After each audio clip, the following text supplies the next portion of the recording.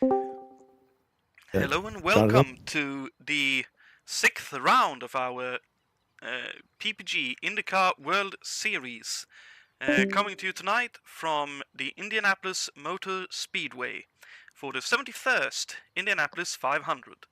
This round will also be part of the 2025 Lukáš Vydra Trophy, being round 2 of our best overall driver here at ISO.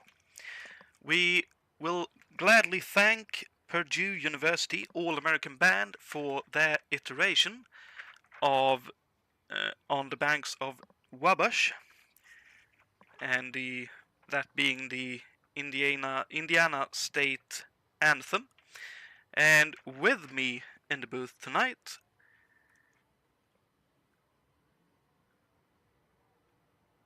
I thought I had a visitor, but I do not. Good evening, everyone, and I hope you're all looking forward to a fantastic Indianapolis 500 here tonight.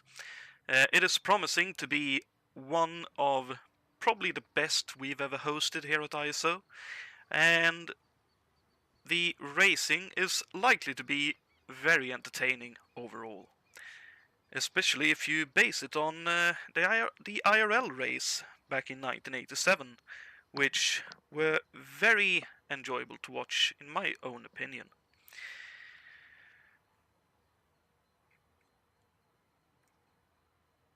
Before we get some on-track action, let's have a quick run-through of the grid lining up for tonight's race. On the front row, taking the pole position at a speed of 208.496 miles per hour, were Ian Mills in a March 87C Buick, entered by Hemelgarn Racing. Beside him on the front row is Tiago Canola in a March 87C Cosworth at a speed of 208.389 miles per hour, just over a mile an hour slower than what Mills were able to do.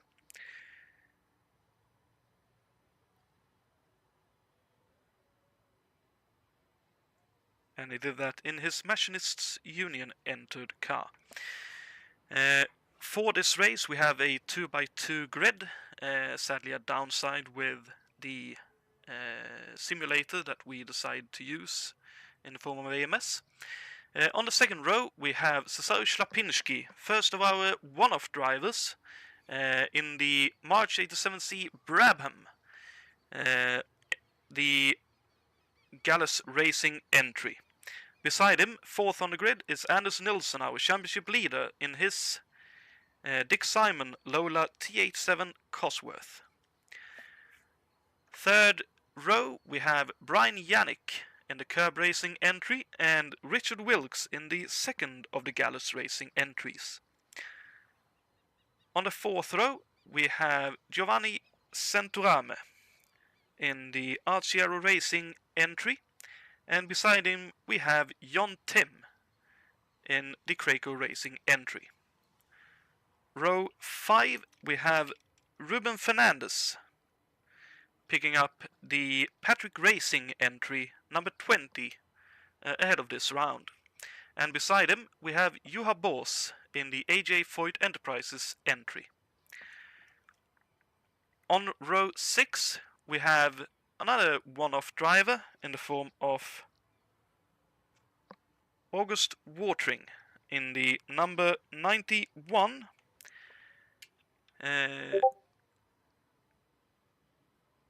car. Please give me just 1 second. There we are. We have August Watering, and beside him on row 6 we have a one-off entry for Dana Schurer as well.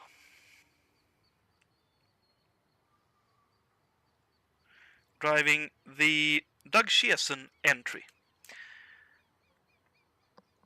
On the 7th row we have Niklas Kirsten in the True Sports entry, and beside him we have Rob De Vries.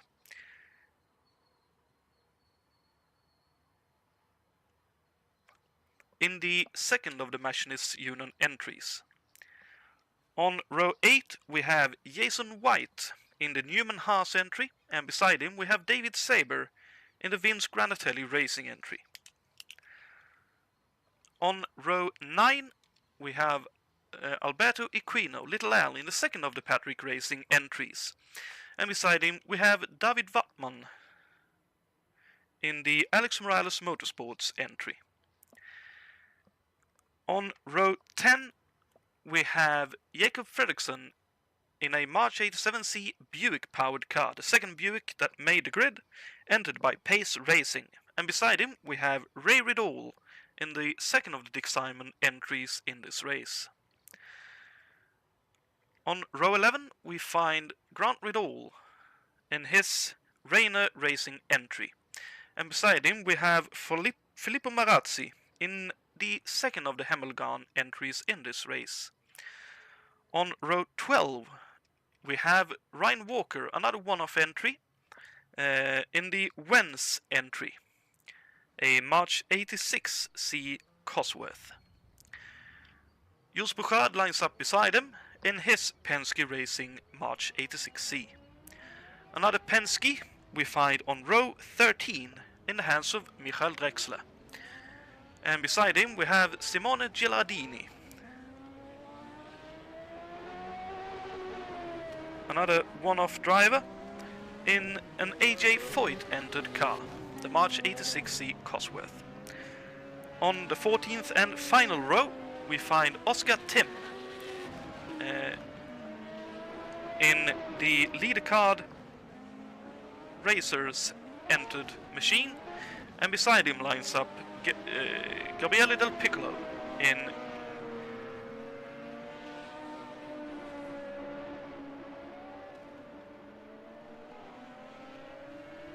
the Gore Racing entry. Another one-off entry for this race. So quite a few one-off entries, but a lot of good racing waiting for us in this event.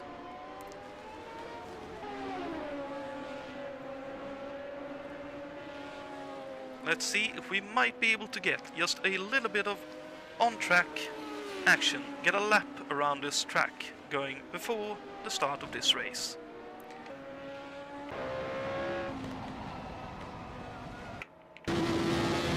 Let's ride on board with Cesare Shlapinski as he crosses start-finish line and heads into turn 1. Move canola down on the pit exit road. Try to carry as much speed as you can without hitting the outside wall into turn 2. Running very wide there, but keeping it off the wall. Clearly testing some dirty air driving here. This Lapinski in behind Anders Nilsson as we go into turn 3. We don't quite want to touch that apron if we can avoid it. And down into turn 4 and onto the start-finish straight once again.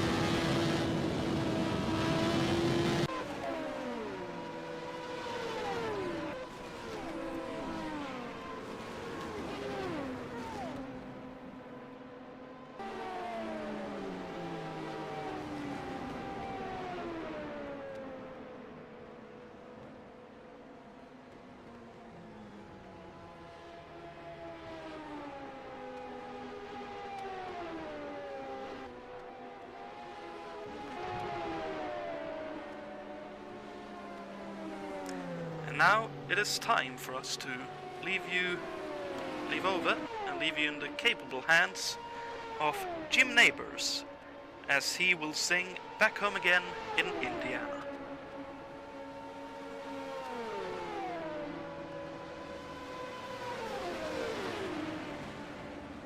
It is my great pleasure to introduce to you Mr. Jim Neighbors, singing the traditional Back Home Again in Indiana.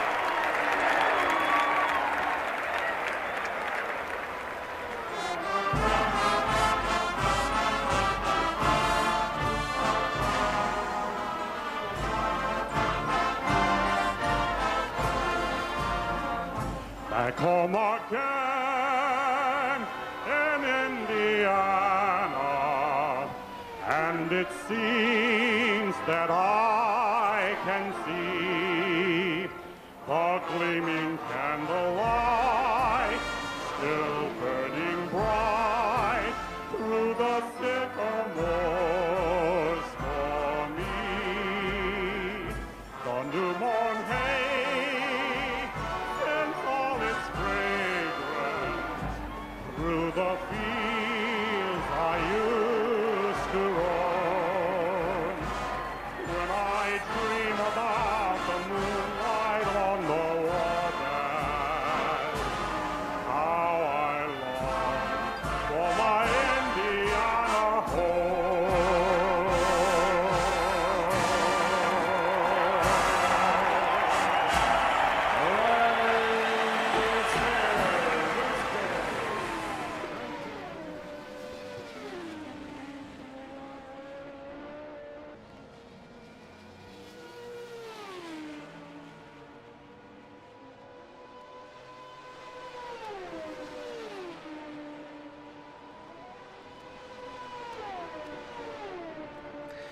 There we have it, folks, the great Jim Neighbors with Back Home Again in Indiana.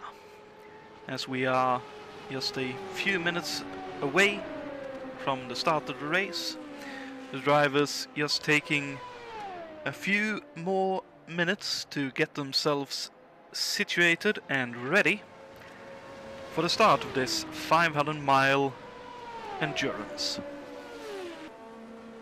Currently, Schlapinski fastest in his Brabham Honda-powered Gallus Racing entry. We have Richard Wilkes in the second Brabham, currently second fastest. Very impressive by the Gallus Racing boys. As we have Grant Riddall showing some good race pace as well, although he was all crossed up going through turn 1 there. There we have Thiago Canola in the Machinists Union entry.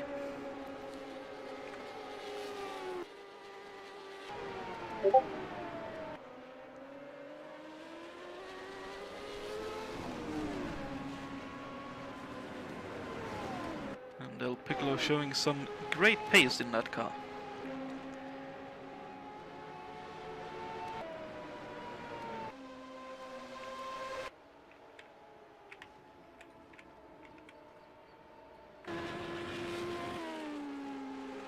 There we have Ruben Fernandez in the number 20 Patrick car. And John Tim in the Craker car, having had a bit of an off. There we have August Watering in the third Hemmelgarn car.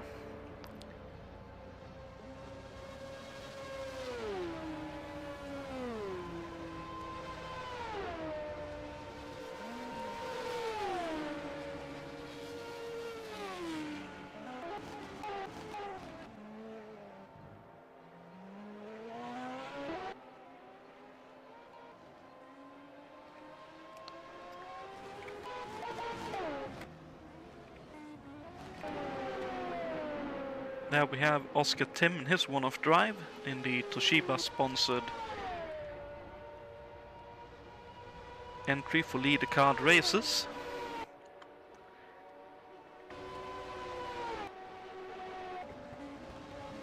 There we have Jacob Fredriksson in the Buick. And listen to that low rev whish as it just cruises by.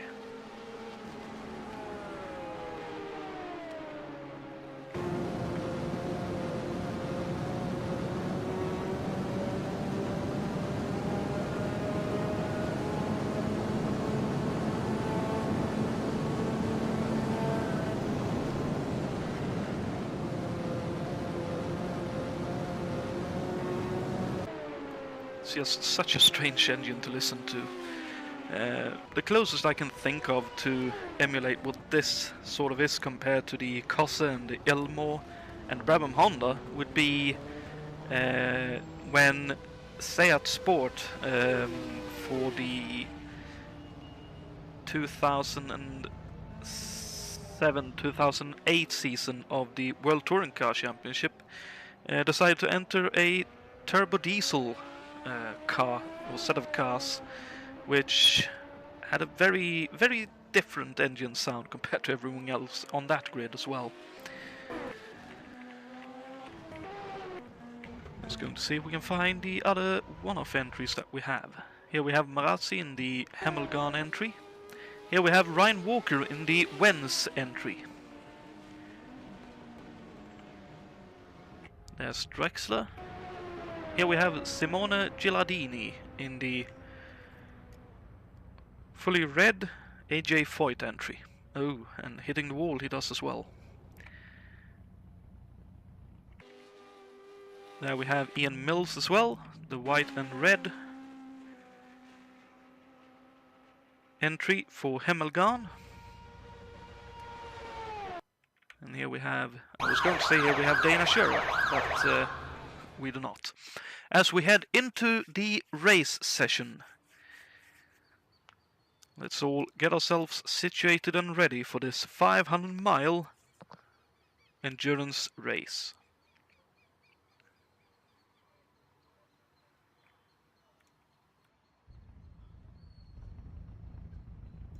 And also, as a slight side note, Happy Mother's Day to all the mothers out there, either having celebrated, who will celebrate, or in general, just as watching, or that any of you watching know of. Please send them a thought or two. I'm sure they will appreciate it.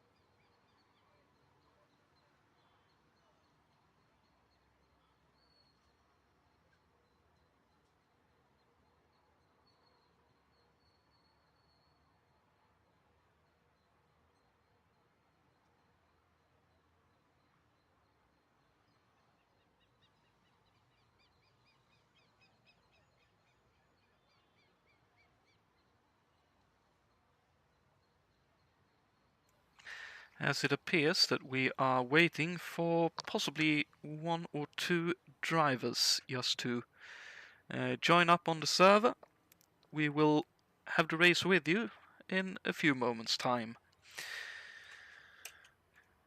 In the meantime, in terms of expected good results, it is difficult to say. The car that I would have gone for, the number 25 entry, is unfortunately not starting this race.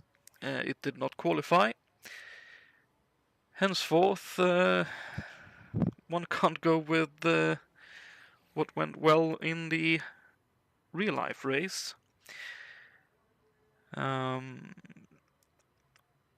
I do wonder what David Saber will be able to do in his Vince Granatelli racing car. The one that Roberto Guerrero took to, if I remember correctly, second place in the real-life race back in 1987. And the same question could be asked or wondered about for Jason White in the Newman Haas entry that Mario Andretti drove. Andretti led the 87 race for 170 odd laps before his turbo, I believe it was, gave up the ghost.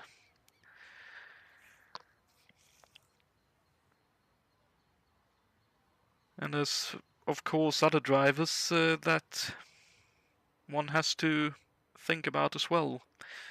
Grant Vidal, for example, in the Reina car. The car was practiced by both Firestone and Kruger, and unfortunately Firestone, who practiced the car first, unfortunately crashed so badly that he broke his neck, and that put an end to his racing career. But Grant Vidal is surely one to look out for. Schlapinski, clearly, with a lot of pace in race trim at least. So has Richard Wilkes. I would put out a finger for Nilsson as well. And to be fair, both Canola and Dana Schurer has proven to be very, very handy oval racers.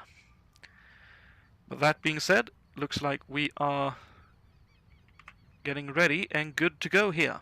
As we can see the grid forming up, and we will have one lap behind the pace car, and then the race will get underway.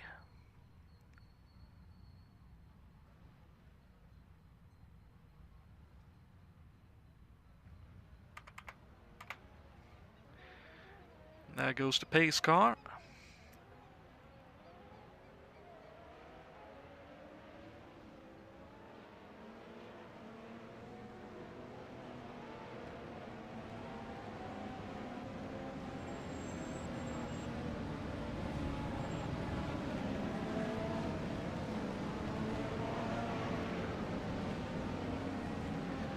As everyone gets off the grid well and nicely, we can see there Bruno Chacon on the grid and the number 16 Bettenhausen car. So nice to see him still make the race.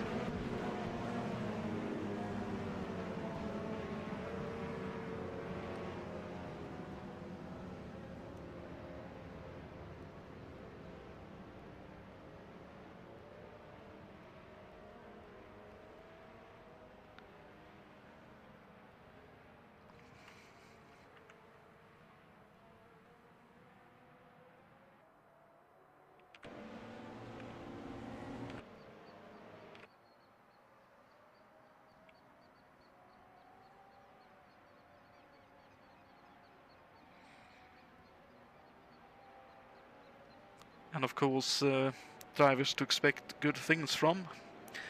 Ian Mills won last time out at Toronto, and I wouldn't be surprised if we see Jakob Fredriksson in the pace entry, the Buick powered car, doing some good things in that entry as well, because he is a former winner of the Indy 500 here at ISO. As everyone comes around the final turn, and we are just waiting for the green flag to fly, and the race will be underway.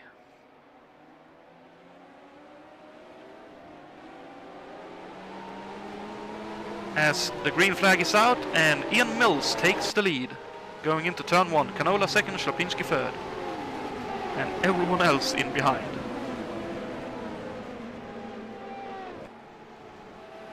Now let's see if everyone makes it through turn 1 and turn 2. Turn 1, everyone has made it through. Let's hope everyone makes it through turn 2 as well. As it would seem that is the case, as the cars stream into turn 3.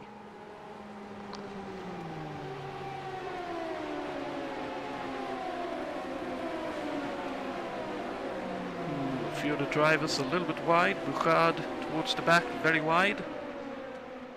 But Ian Mills has the lead, and a big lead ahead of Canola, and Schlapinski looking to take second. And he does, and Wilkes takes fourth away from Nilsson as well. And here comes Fernandez up the inside of De Vries. And everyone else in behind as well. Another bit of side by side for Watering, and couldn't quite see who that other driver was.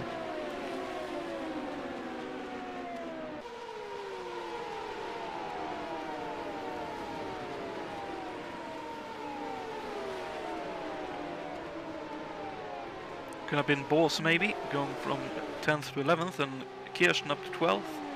Dana Schura there with Jason White for close company. And behind them is Fredriksson as well.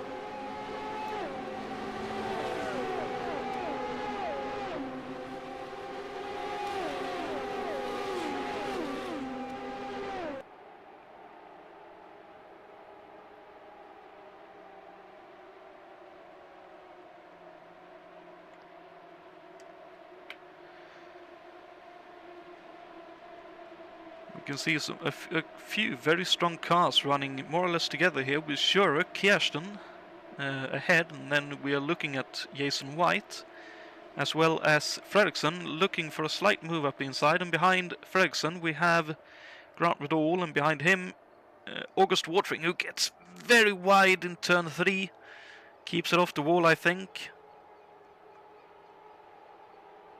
Oh, and here comes Fredriksson, looks like he is boosting past. There he goes. That Buick very much has some pace to burn in a straight line. It is a little bit on the heavy side though in terms of the turns and the distribution. It's a bit wallowy. So Fredriksson will have to look out, but he boosts past Schura as well, up to 13th. You can see there Yannick up to 11th. With Fernandez in behind him and Rob De Vries in 10th.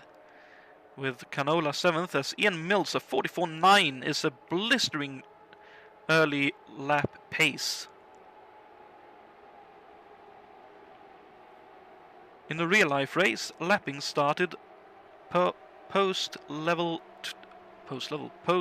12.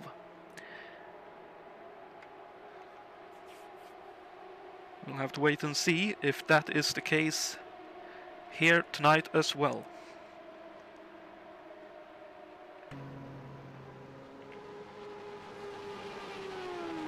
As you can see, Schlapinski there, Wilkes in behind, Nilsson 4th, John Tim in 5th with Centorame 6th, 7th for Canola, 8th for Brian Yannick, 9th for Ruben Fernandez, with Rob De Vries in 10th, Juha Bors 11th, and Niklas Kirsten 12th. Then a bit of a gap to Fredriksson, trying to catch up, with Jason White 14th, having climbed up, as has Grant Riddall and Ray Riddall. Filippo Marazzi 17th, David Wattman 18th. What has happened to Dana Schura?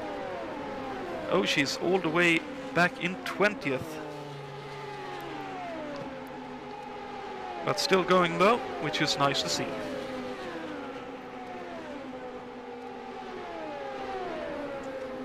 Little Al in 21st, Oscar Tim 22nd, Simone Gilardini in 23rd, Ryan Walker being passed here by Del Piccolo, so Gabriel Del Piccolo up to 24th, Ryan Walker back to 25th. Ryan Walker driving one of the older cars in this race, a March 86. Ooh, as we have some tyre smoke. Dear me, hopefully no one in big trouble though. Doesn't look like there's any damage for anyone on the front straight, although Dana Schura is going rather slowly comparatively. Oh no, Fredriksson is out! Was that Fredriksson crashing? Oh dearie me. That's definitely commentator's curse on my end. But like I said, that in the turns the Buick is a little bit wallowy and the car just broke loose, and unfortunately no way to save that one. Big crash into the outside wall. Yikes, that's a scare for everyone else. Ooh, as well, that's some close calls for a few of the drivers. But unfortunately our first retiree is Jacob Fredriksson, one of our 500 race winners of previous years. So if that if nothing else shows that this race and track bites, if you take liberties, any liberties at all really. Whereas David Saber is running a little bit further behind, but is making his way up there. He is currently 24th, having Drexler and Gilardini for close company. Walker up to 23rd, then they'll pick up 22nd, Schura 21st, Oscar Tim 20th, and then we have all the others coming through.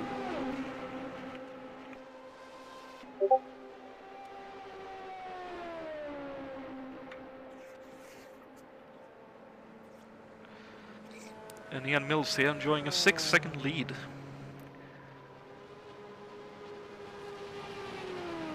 I wonder if he used quite a bit of fuel just to get some pace out of the car. There goes Slapinski and there goes Wilkes, his teammate. And then we have Nilsson, Santorame, Tim and Canola, Janik, Fernandez, De Vries, Bos, Kirsten. And it looks like there's a bit of a battle maybe coming up here. There were potential for it, but Canola backed off from that. And that is probably the better part of valor. This is a long race and 10 laps in. There's still a long way to go in this race.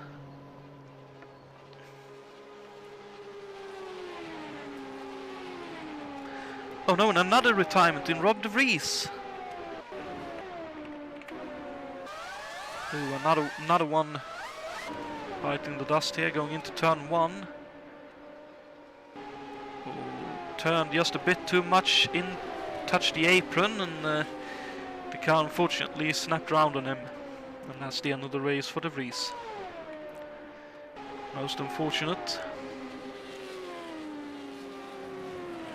But that is part of the difficulty in this race. Ooh, a Sabre, very loose coming through turn 4. I reckon he might be a little bit more loose than he would like at this point in the race, as he is now closing in on Ryan Walker in 22nd.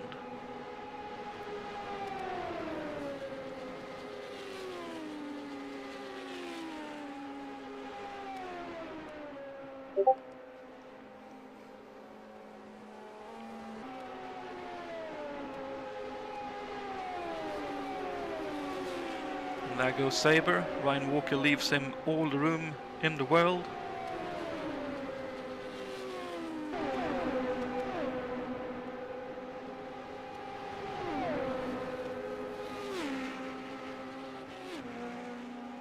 Ooh, Bouchard very wide coming through 4. But survives that.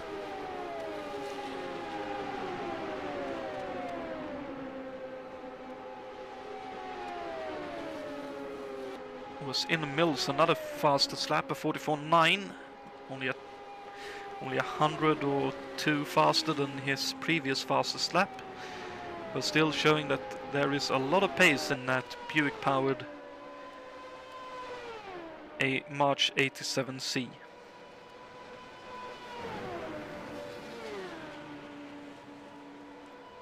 Grant Ridall has made his way all the way up to 12th, ahead of Jason White now, with Kirsten 11th and Juha Bos up into 10th.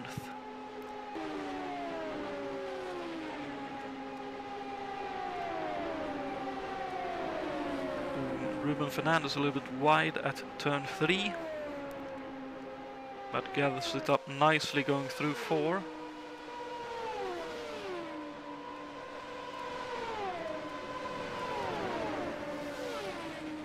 And this is definitely the epitome of trying to hang with whoever you're racing with and being there towards the end after the final pit stop.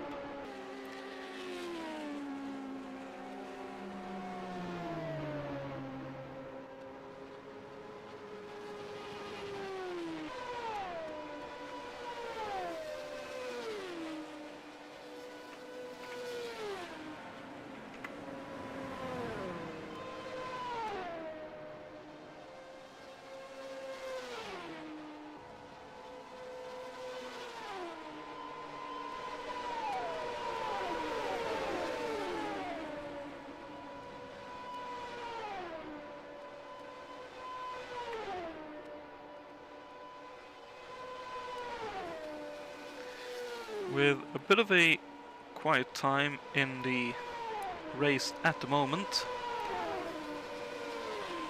it's good to know ahead of this race that the points are as usual.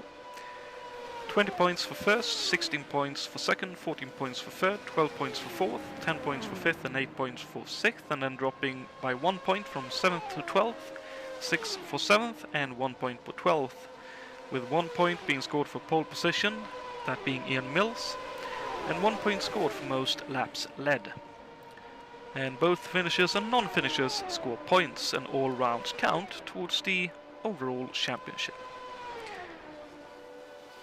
And the point standings is Anders Nilsson in the lead on 69 points, 11 points ahead of John Tim in second. Ronald Dahl and Niklas Kirsten share third place on 54 points, and Brian Yannick lies fifth on 47.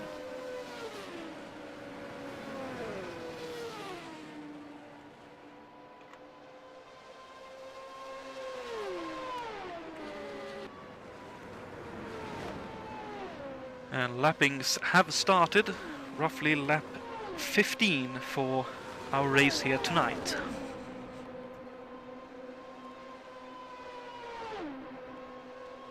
As my broadcast assistant has arrived.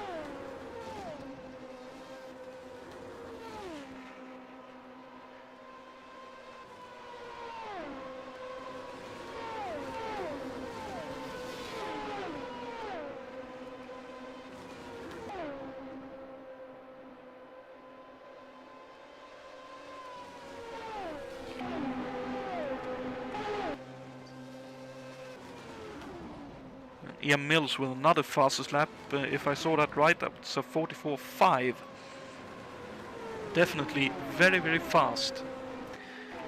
Oh, as Ruben Fernandez has retired, I just noticed on the scoreboard. We'll see if we could possibly catch what happened to Ruben. It looks like a big crash for him as well. Looks like some dirty air, possibly lost the car. Ooh, whatever happened there? What was that all about? Let's go on to T-Cam and see if we can catch what happened here. Oh, a car stationary upside down! Whoever was that? Oh no, Saber out as well! So that must have been Saber upside down after a humongous crash. We'll see if we can possibly catch what happened to Saber. That's unfortunately one of my other calls for a good finish here tonight. That is a very big crash. Oh, that looked like an issue of some kind. Yeah, that's definitely an issue of some kind. That is screen freezing or something. That's a very strange off. And unfortunately then collected by Ruben as well. As Simone Gilardini is in the pits as well for presumably repairs.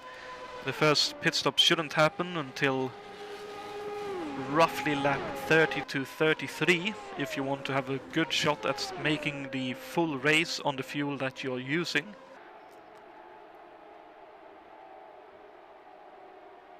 And we can see both Penske's March 86s just struggling a little bit in these early stages of the race.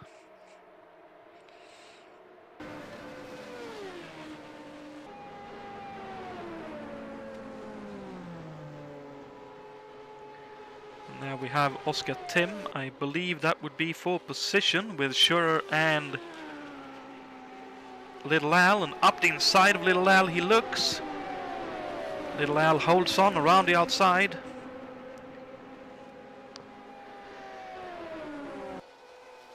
And the battle can continue.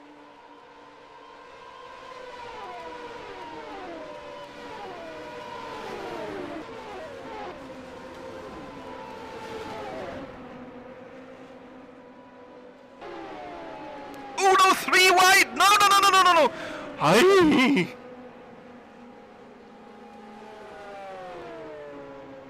Did they really all survive that?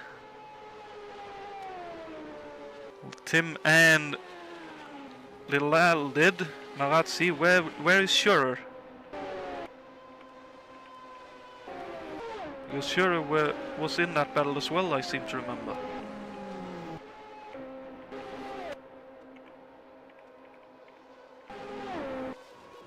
No? Oh, Drexler has retired though. Oh dear, and off at the... That looks to be in turn 3 as well. As the turn into turn 3.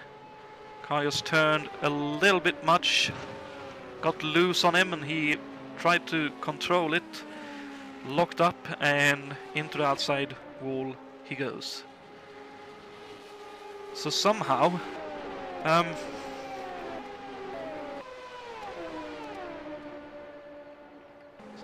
those guys, being Little Al and Oscar Tim, survived that moment, and I believe, I'm not sure who that was with, possibly Jules Bouchard, but that was 3 wide coming out of turn 1, which is a big no-no if you want to go long in this race. That was a very close call for all 3 of those drivers, really.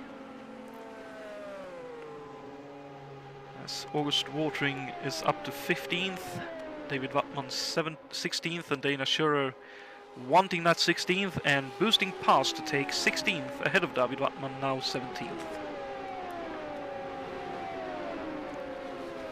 Riverdoll, nice, consistent, quiet race so far in the Dick Simon Racing car. The car that Dick Simon himself drove this year. Seem to remember it would have been his final year as a full-time driver. 44.2 for Ian Mills, throwing down the gauntlet completely so far in this race. Gabriele Del Piccolo up to 13th and looking to go by Jason White by the looks of things. But Jason not quite wanting to relinquish his 12th spot at this very moment. Let's look back over the wing of the Newman Haas Racing entry, as here goes Del Piccolo up the inside, and past he goes. As the yellow is out, we have our first yellow in this race. Oh, looks like someone is off up ahead. That is Canola and Nilsson. Our championship leader is out. As is Canola. Whatever happened here? Oh no, surely not. Oh, both of them same time into turn 1. Canola just couldn't quite keep his inside line. Drifted out and collected Nilsson, who himself tried to go for a fairly low line by the looks of things, and both of them hard into the outside barrier. Both of them retired from this race.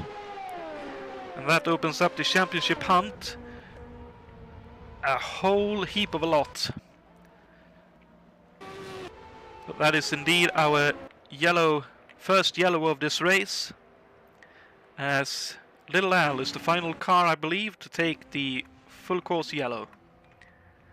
As Bruno Chacon and Jules Bouchard has been in the pits and coming out, Gilardini is still there for repairs, and Ian Mills still in the lead in this race, just waiting for the pace car there. That is very unfortunate indeed. But while we wait for the safety crew to clear the track of that debris and those cars, because I'd assume everyone to keep on running here, let's look at the first of our trivia question for tonight's race. The first one being, who drove the final front-engined car to qualify for the Indy 500? Was it A, Mel Kenyon? Was it B, Bob Harkey? Or was it C, Jim Hergebes? The answer to this trivia you will receive around lap 100 in this race. Possibly a little bit earlier, possibly a little bit later. Will partly depend on when we get some more yellow flag running. But around at lap we will look at the answer for that trivia question. I did notice a few cars heading into the pits. I believe that is Juha Boos into the pits, and he was quick in there. Richard Wilkes in 6th, coming out as well, with Grant Riddall 7th, Schlapinski 8th, so Schlapinski with a slow pit stop. John Tim coming out in 9th, Jason White in 10th, Del Piccolo coming out in 11th, Dana Schurr coming out in 12th, Watering 13th, Little Al 14th, Riddall dropping to 15th, another slow stop for him. David Ottman 16th, and Oscar Tim still in the pits.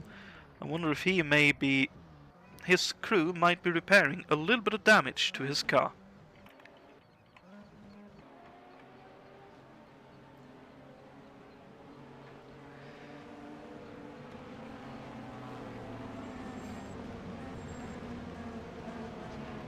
As it would appear, Lucy wants to be part of this broadcast.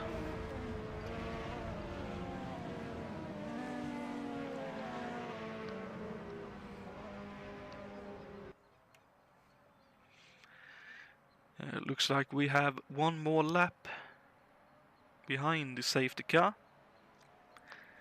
So, to recap, as that is number 12, that is Sento Rame, a late pit stop as the safety car is coming in. I was wrong, and the race is back underway.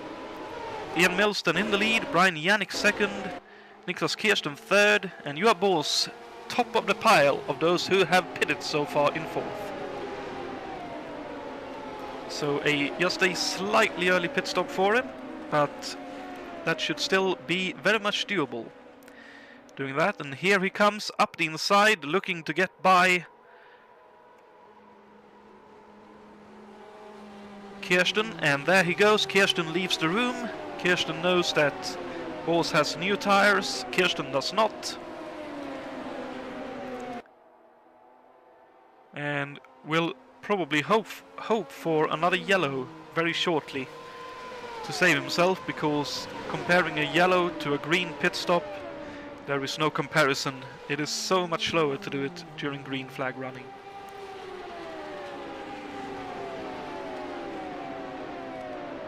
So let's see what Juha Boos can do about the cars in front. Mills opening up a 3-second lead already ahead of Brian Yannick, who himself has 2 seconds to Juha Boos. And then we have Kirsten with what looks to be Richard Wilkes in behind.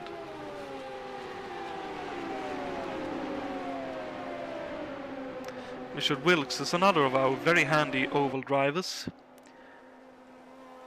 having had some very good finishes in this kind of racing. As Bouchard, who was in with the leading group on the restart, but gets slapped by Juha Boos.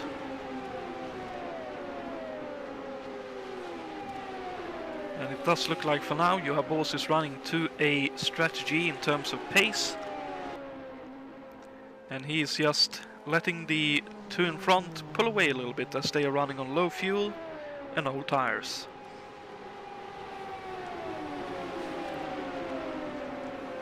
And Juha Boos did mention to me that he was expecting to do 10 laps, end up crashing, and that would be that, but so far 30 laps in, he is very well placed here. And in behind, that was Richard Wilkes getting up the inside of Niklas Kirsten. So Wilkes up to 3rd, that would be Schurr has retired, and Brian Yannick into the pits. Let's see what happened to Dana Schurr, if we can catch that on the replay. Oof. Another hard wall hit. Let's see, looks to be heading into turn 3, which has collected many so far, up the inside of Gabriele Del Piccolo. Just couldn't keep it down low enough, bit too fast, out into the wall and out of the race, unfortunately for Dana Schurr.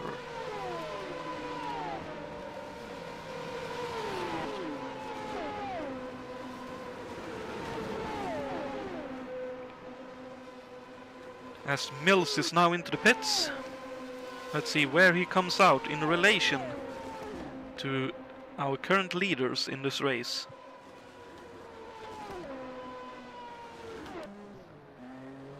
There he goes, coming out of the pits, having lost a lot of time compared to the fastest drivers. And here is one of the most frustrating bits of trying to get out of the pits in this race session. You need to try and stay below that yellow-white line until you get to the exit right here. And Brian Yannick, who undercut him by 1 lap, is actually ahead of Mills coming out of the pits, 15th and 14th for them, as that is Centurame, who also pitted after the green was given, in 15th now.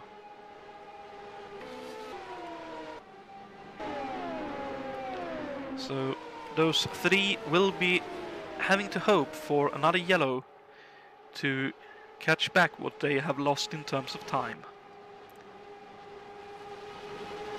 As Richard Wilkes has passed Juha Bors, Wilkes up into the lead. Juha Bors took it short for a short while as the leaders pitted, but now we can see Wilkes in the lead in the Gallus Racing entry. The Brabham Honda should be very good on fuel and very good on pace, we can see here, both for him and for Slapinski, his teammate for tonight's race.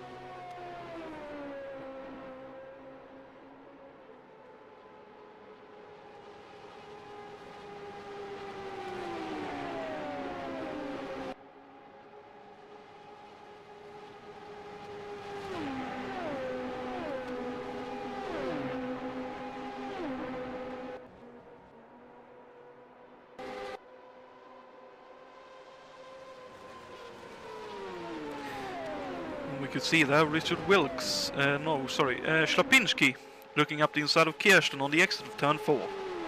Up to 4th, Kirsten back to 5th. And Kirsten still to do a pit stop in this race, lap 35 for him, and he's still out there running.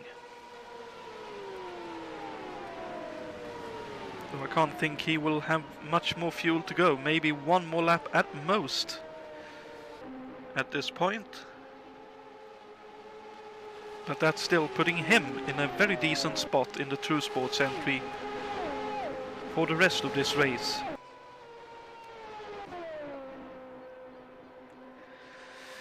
Oh, and Oscar Tim looking up the inside of Juha Bors going into turn 1. Ooh, that is cutting it fine, but Jon Tim up to 2nd, ahead of Juha Bors in 3rd.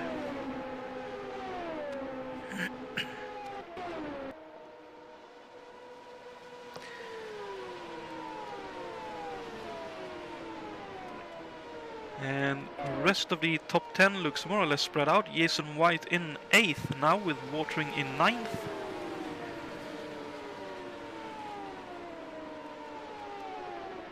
Both of these Americans wanting to have a good race here, surely, in the Indy 500. And so far doing a very good job in their respective cars. As it looks like Watering has a bit of a run, but deciding that, I'm happy to stay behind for now. Which is fully understandable.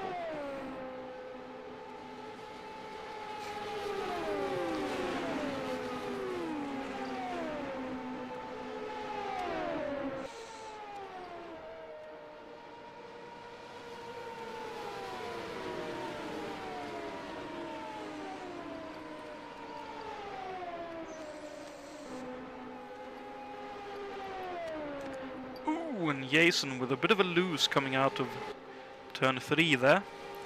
Jason usually likes a loose car, and it's looking maybe a little bit too loose for him at the moment, but surviving so far and doing a very good job in his Newman Haas entry. And apologies for that slight moment earlier there.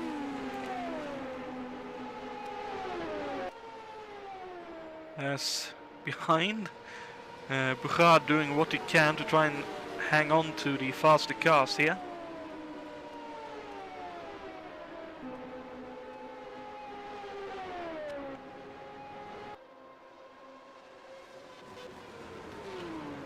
Yes, getting out of the way there is Gilardini.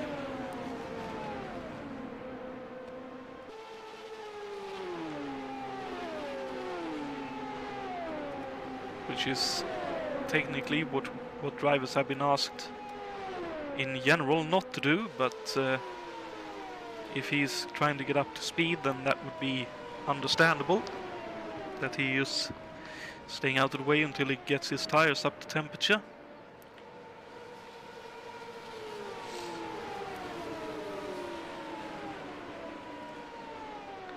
As Little Al is up to 10th, with Ray Riddle in 11th, David Wattman 12th, Oscar Tim up to 13th, Ian Mills now 14th, having passed Yannick and Centorame. Bouchard in 17th, with Marazzi just behind him in 18th. Ryan Walker currently running 19th, the Scotsman. Bruno Chacon in 20th. And Gilardini 22nd at the moment, soon 21st, and our last runner in the race at the moment.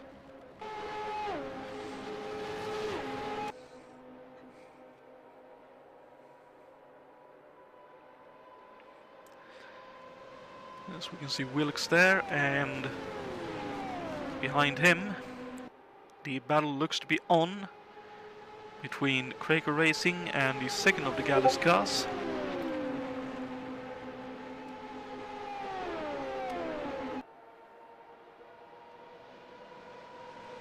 It looks like John has some pace in that Craker Racing entry.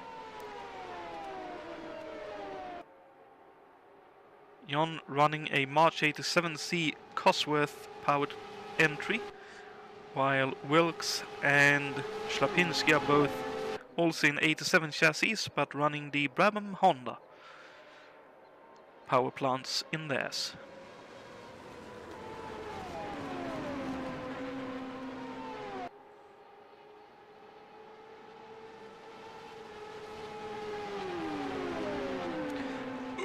And Jon Tim using all of his experience there, all crossed up, coming through turn 2.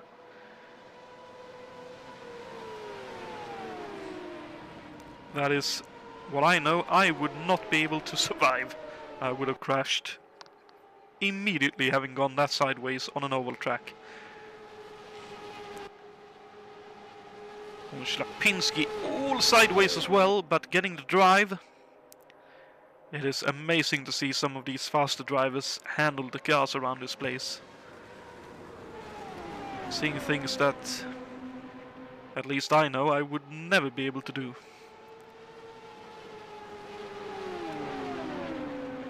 Oh well, I might be able to do it once, but it would be a fluke. It would be like, wow, I survived. Bors still in 4th though, holding on ahead of Gabriele Del Piccolo. Though it looks like Del Piccolo is closing in.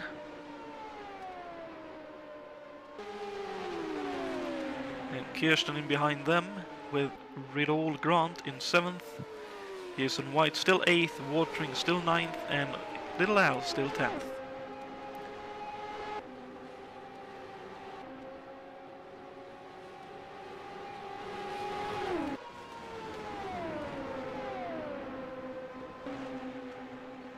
Let's just jump on board with the AGA Foyt Enterprises entry of Your Boss, as he is trying to hold on ahead of Del Piccolo in the battle for 4th.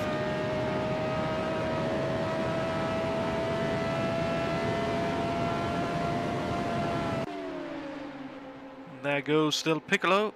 Your Boss, by the sounds of things, lifted off just a little bit early there to make sure he could slot in behind the Italian.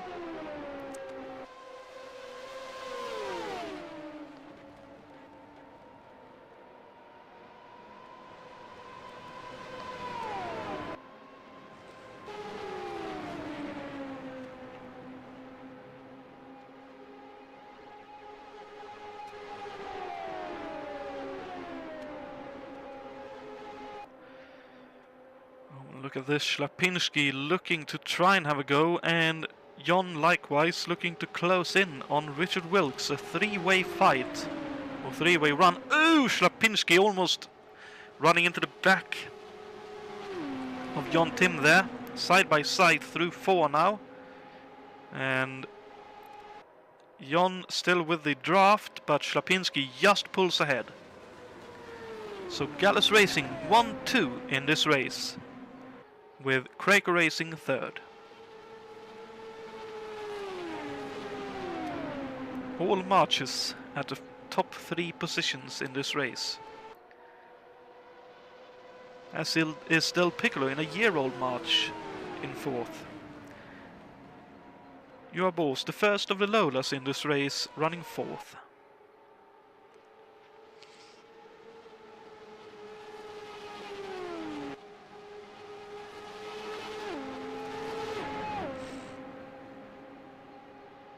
Running 5th, sorry.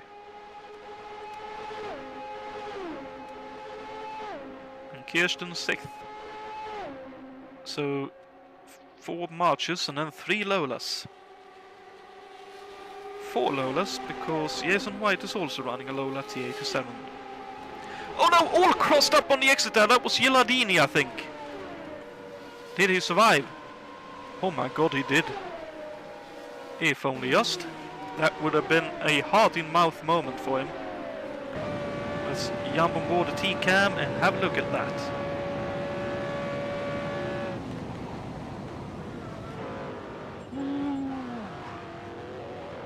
Yikes. Ooh, and that was close with Mills and Bouchard as well, as Gilardini tried to rejoin safely, which I'd say he did.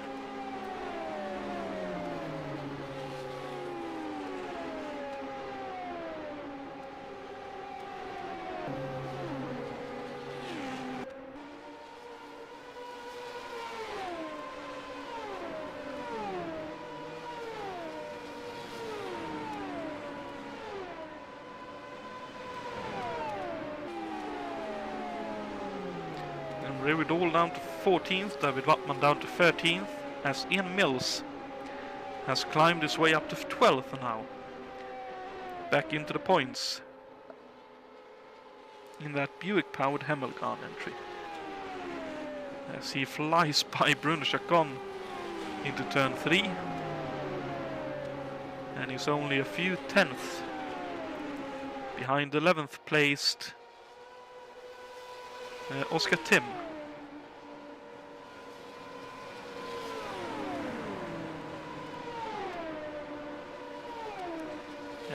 And Oscar Tim is just behind Little Al in 10th.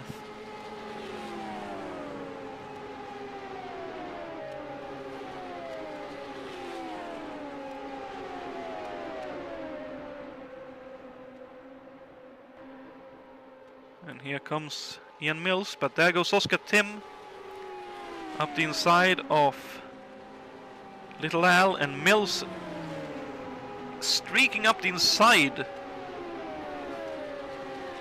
Quite an opportunistic move, and it worked. Up to 11th goes Ian Mills, and now he's looking for 10th.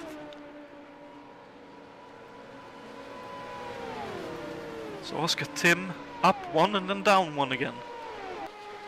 That must be just a tad bit frustrating. Having worked so hard just to get by the Penske, the Patrick Racing entry, to have that Hemmelgarn entry just fly by you. About 4.5 seconds up the road is Watering and Jason White still running together in 8th and 9th. And then a few seconds up the road, nearly 8 seconds to be exact, Grant Woodall in 7th, Kirsten 6th still, Juha Bors in 5th, Del Piccolo 4th, and then Wilkes now in 3rd, with Jon Tim having passed him, and Shlapinski having passed Wilkes as well.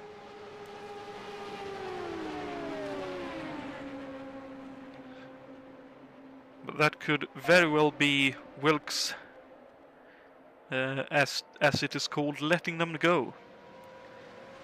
Feeling that he has pace enough to hang with them, but not wanting to have them right under his rear wing at all times.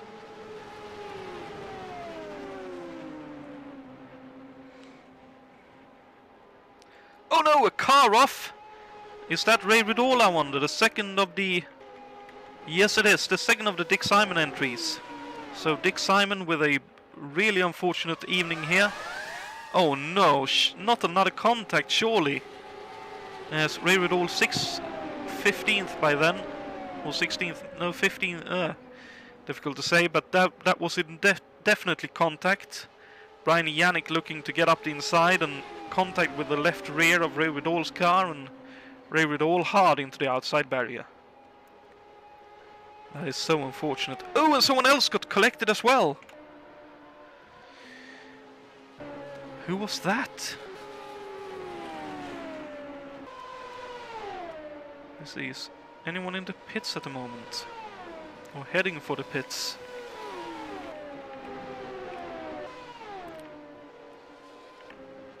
Doesn't look like they are.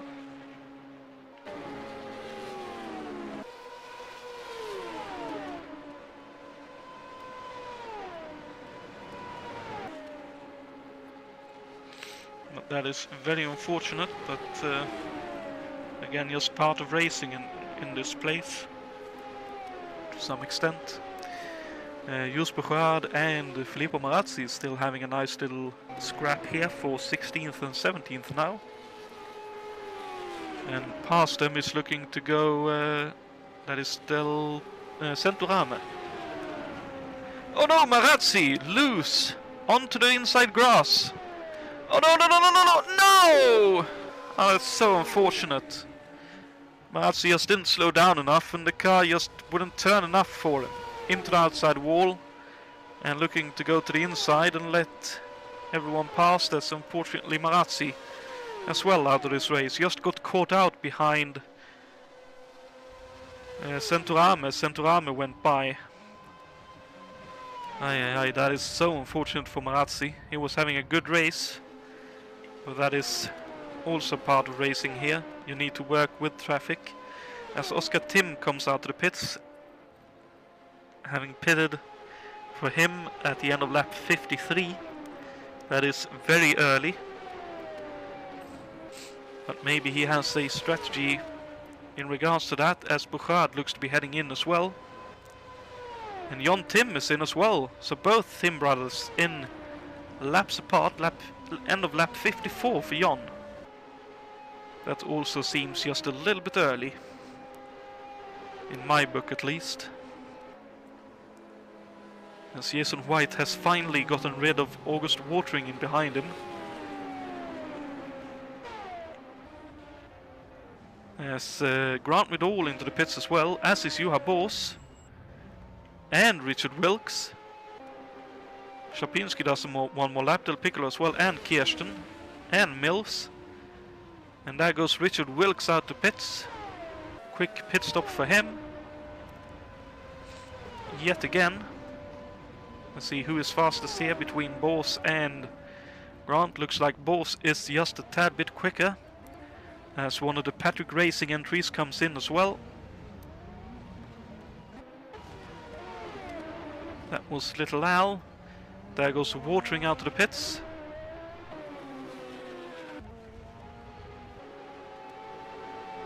And Grant doing his best to stay below the white-yellow line. It's a very tricky position. There he goes, back on track. Bors out a little bit ahead, Wilkes out ahead of those, and Brian Yannick in behind. I believe that's Bouchard he is lapping. And there goes Centurame, has still Piccolo into the pits. There goes Yannick. And Niklas Kirsten missed his pit stop. Did he? Did he miss his pit box? That looked like a reverse and then go again. Whatever happened to him there? As Bors in 6th, Wilkes 5th, Yannick 4th still, Centurame. Yannick goes by Szlapinski. Szlapinski, I believe, have pitted. As Mills does another lap. Centurame looks to be going low into the pits. Yannick continues for one more lap. Szlapinski behind him, Wilkes in behind him, and Bors behind them. Quite a bit behind actually, a slow pit stop for Bors. Grant with all 7th, Watering still 8th, Del Piccolo 9th, Jason White back to 10th. So a fairly slow pit stop for Jason. Though it could also be partly contributed to the fact that drivers will be doing staggered pit stops, taking 4 tires, 2 tires in different combinations.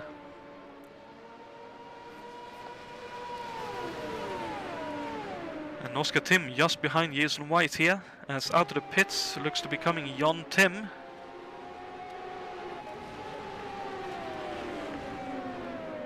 So Jon Tim with a very slow pit stop.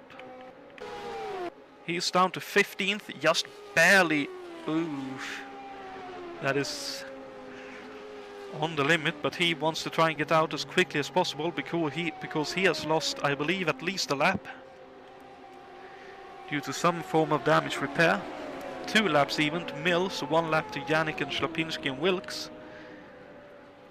Jon Tim with an unfortunate situation as Ian Mills does a 44.1. Absolutely blistering pace as Ian Mills now into the pits. No, that's Kirsten actually, Kirsten. So he did miss his pit stop, or pit stall. He is now just coasting, I believe, into the pits, is he?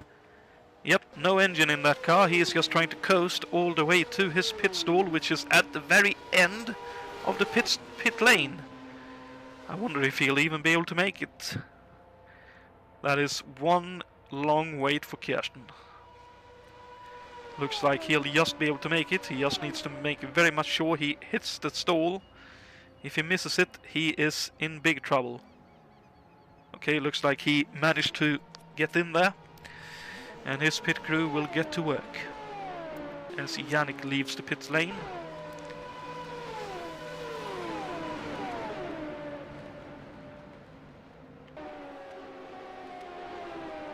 So Oscar Tim has gotten by Jason White, who has Centorame for close company. And there goes Yannick out to pits. So Yannick is behind Centorame, White and Oscar Tim. Del Piccolo 7th, Watering now in 6th. Grant Widall in 5th, with Juha Bors 4th.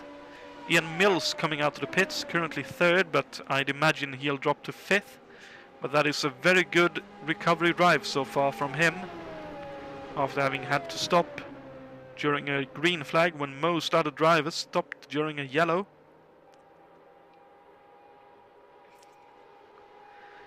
Out of the pits he comes, indeed in 5th place. So Grant up to 4th, Juha Bors 3rd, Wilkes 2nd and Schlapinski 1st. So Hemmelgarn still 1-2.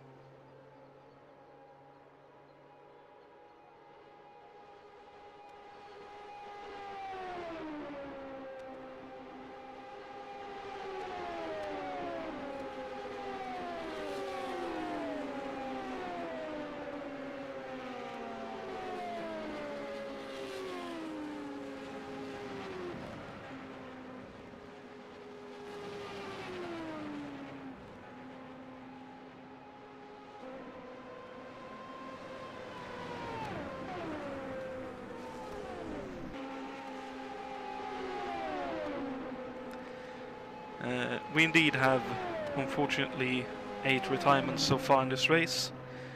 I believe that would be 8. Mainly due to cars not quite cooperating with the drivers in a way that the drivers would prefer.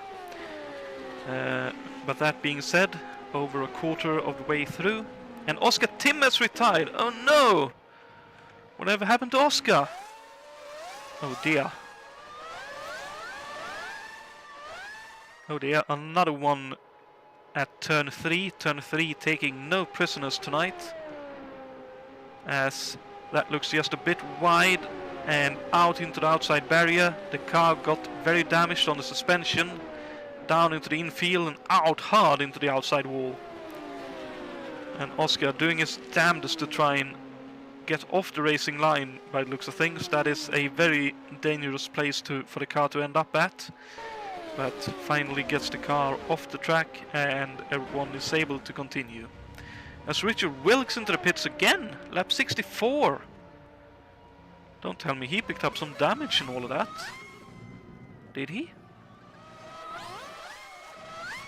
Oh, he overshot his pit stall as well. Oh, looks like he indeed picked up some damage. Because if we jump on board with the T-cam, we can see car parts, a tire, big tire hit. We can see immediate slowdown and immediately jumps into the pit lane. So really unfortunate timing for Richard, but that is front wing off because of hitting that tire. So Wilkes down to 12th, and I believe that would be one lap behind the leader at least.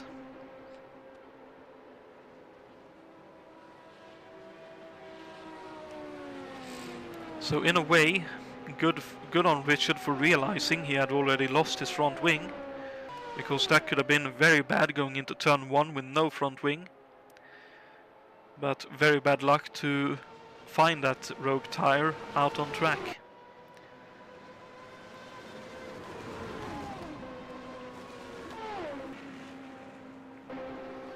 So Lal 11th now, Brian Yannick 10th, one lap behind the leader. David Wattman in 9th, Jason White running 8th, Sandro Ames 7th, Gabriele Del Piccolo 6th, August Watering up to 5th, Grant Medall 4th, Juha Bors 3rd, Ian Mills from 5th up to 2nd in a few laps time. He is flying in that Buick.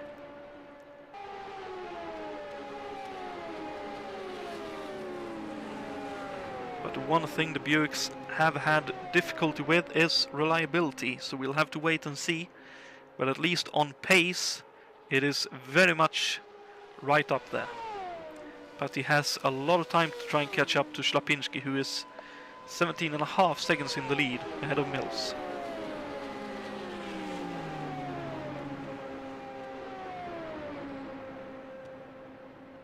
That is nigh on half a lap.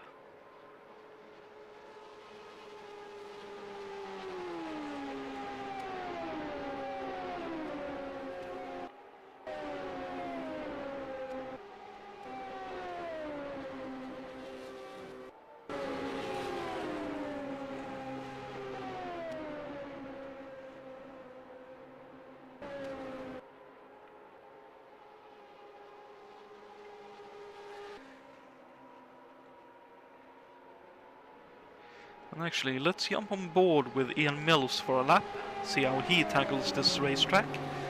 And then a little bit later, we will jump on board with either a Brabham Honda, an Elmore or a Corsa.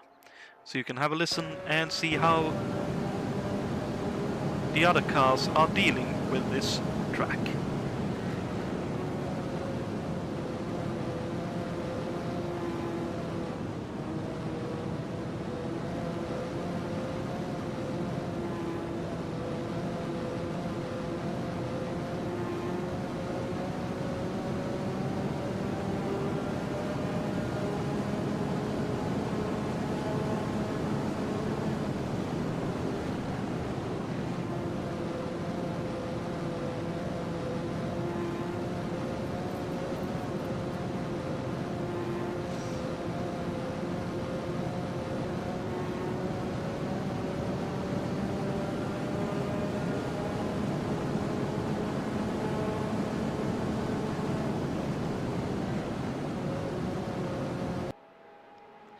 It is so strange listening to that Buick engine.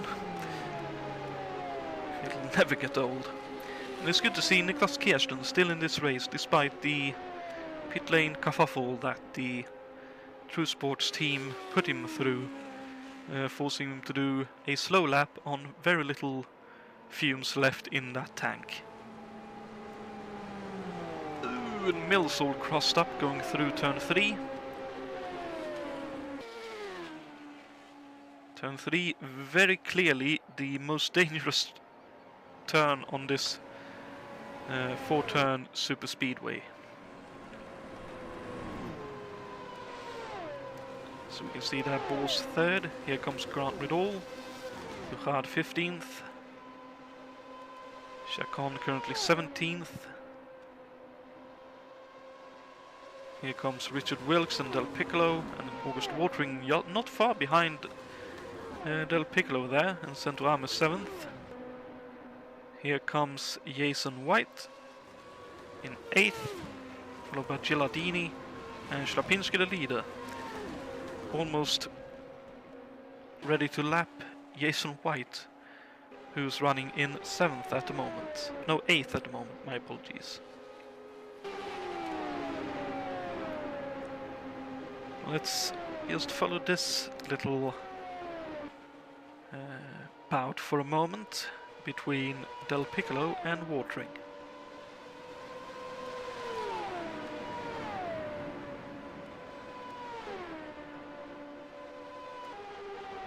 As Wilkes, I think that was got out of the way of Del Piccolo.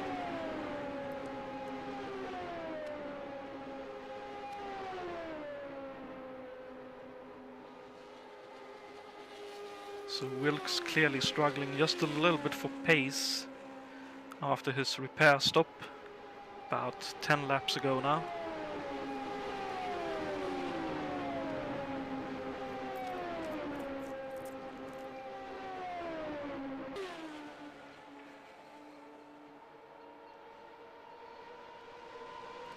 Which is to be expected, to be fair, taking a full tire to the front end of a open wheel car will definitely bend more than a wing or two. There goes Watering up the inside of Chacon. Looks like Del Piccolo has the pace to pull away from Watering here, at least for the time being.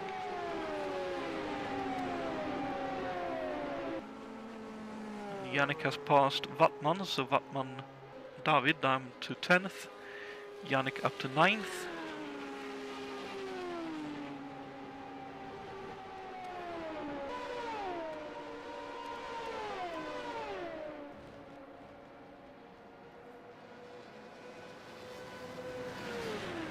I reckon Jason White may have picked up the pace just a little bit. He can see the leader in behind, and knowing Jason, he does not want to drop a lap behind the leader if he can help it.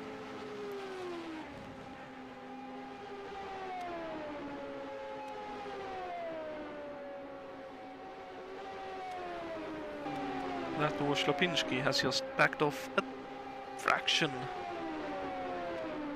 just to conserve his car and have Mills work for it to catch up.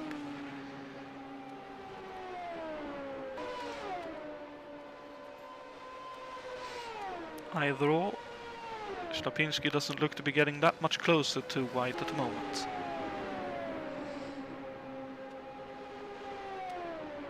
It's actually such that Watering is now being closed in on, by the looks of things, by Centurame in the Arciero Racing entry.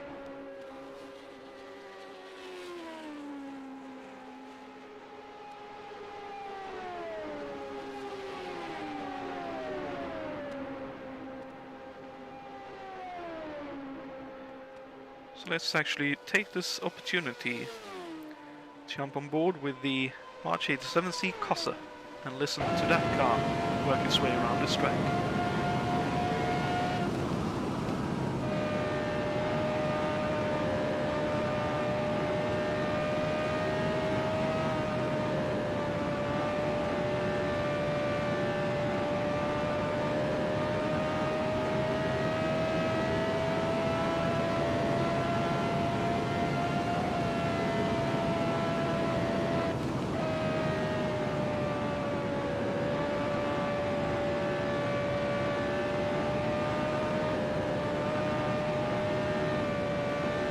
Slightly hold our horses. That is a lap with Centurame, and I noticed in the meantime Niklas Kirsten has retired from the race. Let's see if we can see what happened. Looks like another one at turn 3. Turn in. Whatever was that? That was a very early let go of the rear end.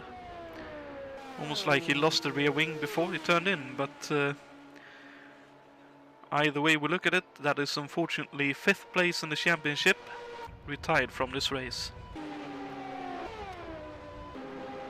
So with that, those still in the close hunt for the championship is Yannick, currently running 9th.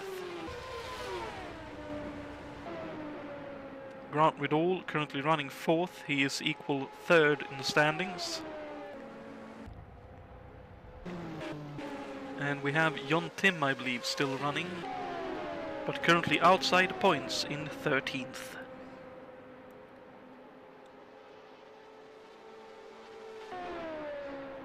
And one driver that I know is prepared for the long haul, keeping it safe and consistent, is Ryan Walker, the Scotsman.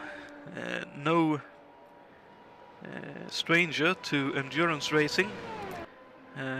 Ryan has done a lot of 24 hours, 12 hours, 6 hours, 8-hour races, 10-hour races in GT and prototype type racing. And I know he's done quite a few Indy 500s around the sim racing community as well. So it's nice to have him here for our 500 this year. And despite a how shall we put it,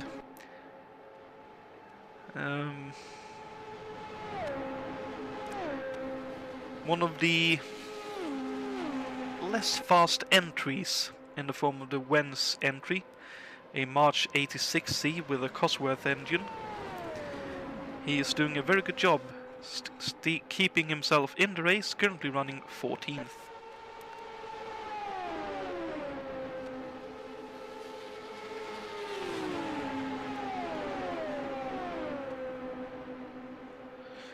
Richard Wilkes as well, trying to do his best to recover, to score what points he can in this race now, I imagine.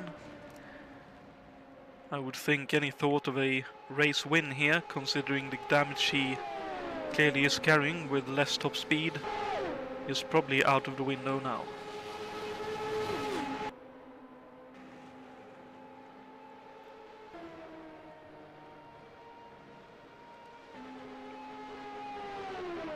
Jason White down to 9th. Brian Yannick will have passed him then. The Detroit Demon up to 8th. Centuram is still 7th, with Watering still 6th. Del Piccolo still 5th. Grant Riddall still 4th. But he is closing in on Juha Boss. With Ian Mills having closed the distance to 11.5 seconds now between himself and Cesar Shlapinski, with over half the race to go.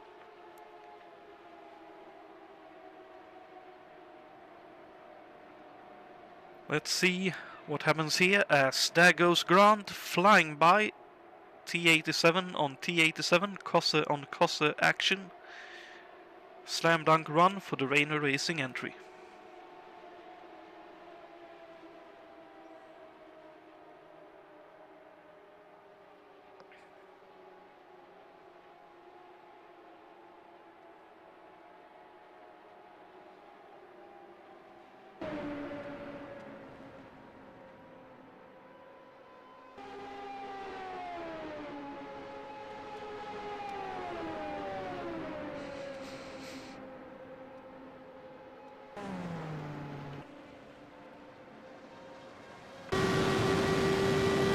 Jump on board with Shlapinski and listen to the Brabham Honda for that.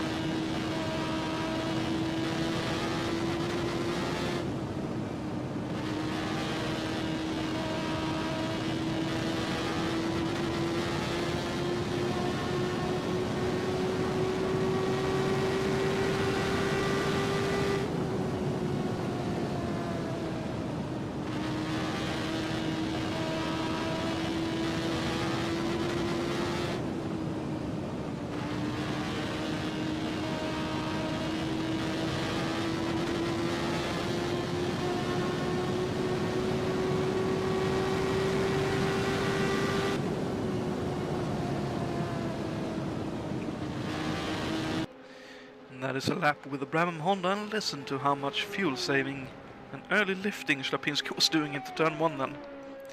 Clearly trying to make the fuel last a little bit longer than currently projected.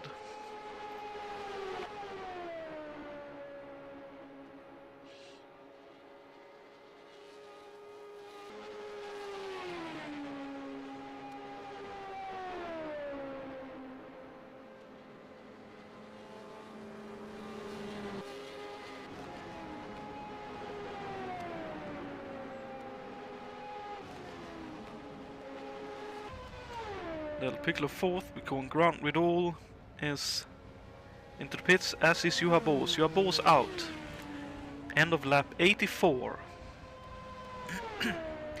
For the 88 Void Enterprises car, and the same for Grant Riddle. Alberto Quino likewise, end of lap 84. Ooh, and someone struggling a little bit with gear changes there. And that was Ryan Walker, I believe.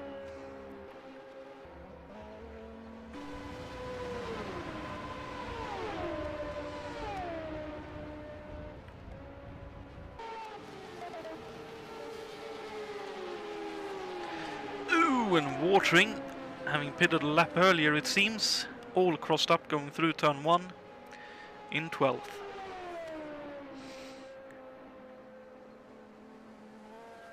Ooh, and someone running on the grass, it seems.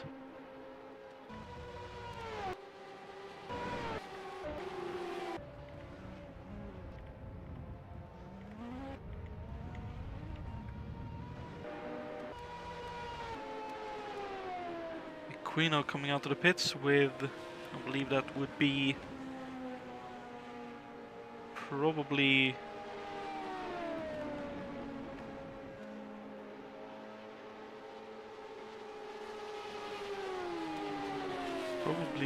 Del Piccolo behind, maybe.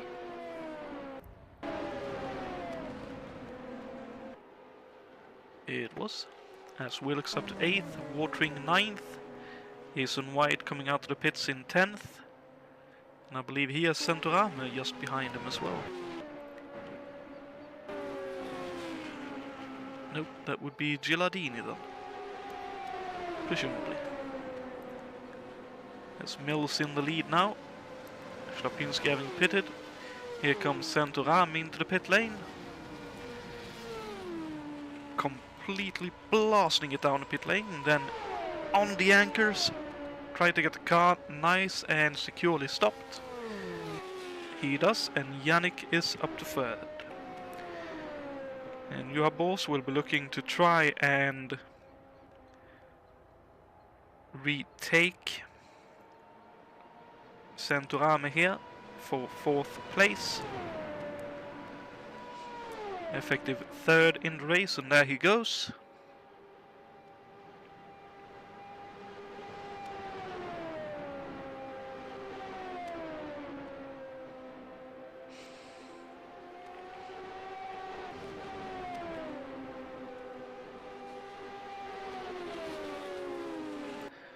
Juha with a quicker pit stop than Grant Riddle that time.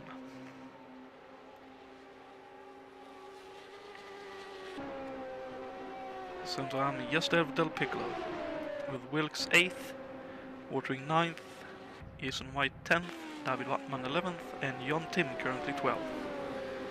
Lil Al 13th, Jos Bugard currently running 14th, Ryan Walker in 15th, Brun Chacon coming out of the pit lane in 16th, and currently running 19th, still with a few laps to go to climb up to 17th place.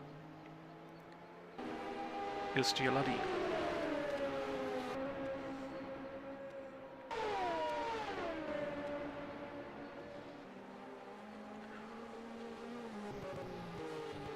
Oh dear, oh dear, oh dear, oh dear, oh dear, oh dear, oh dear. Yikes, that was a close call for Wilkes. Let's jump on board and see how big of a moment that was, as he looked for some room with Ślepinski, as well as a car coming out of the pit lane. Yikes.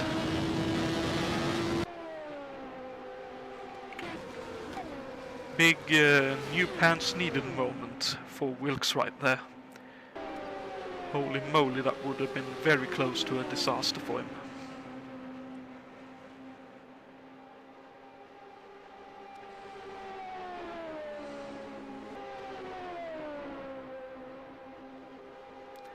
So Ślepiński back into the lead, about 11 seconds ahead of Mills, as Mills have now pitted.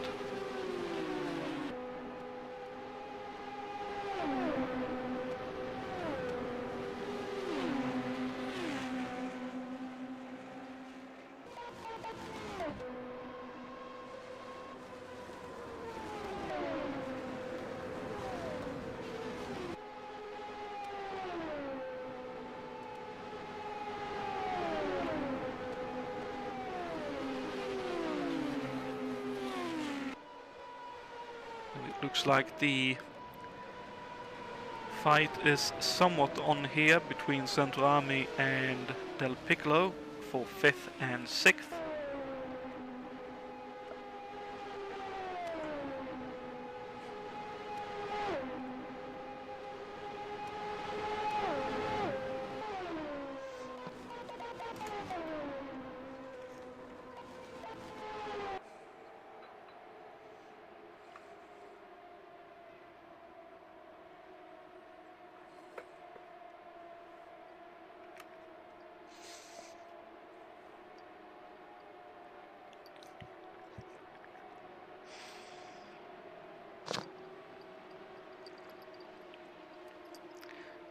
I don't want to be unkind, Lucy, but if you want to be in my lap, you can't be on the mic. No change of position so far in this battle for 5th. Both parties still trying.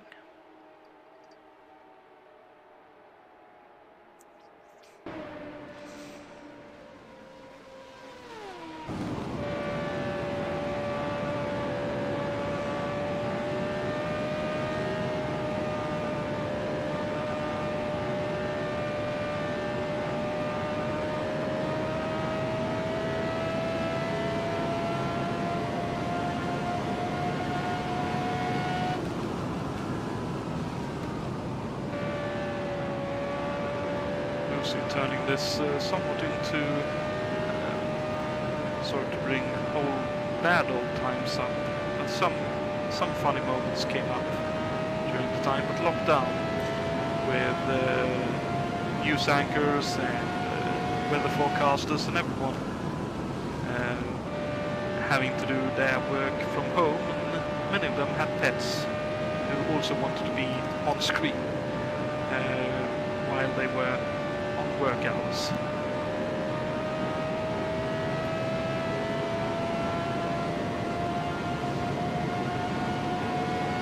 And here comes Del Piccolo. Oh, this is a close call. Yikes, that would have been so close. That was so close to contact between the two of them.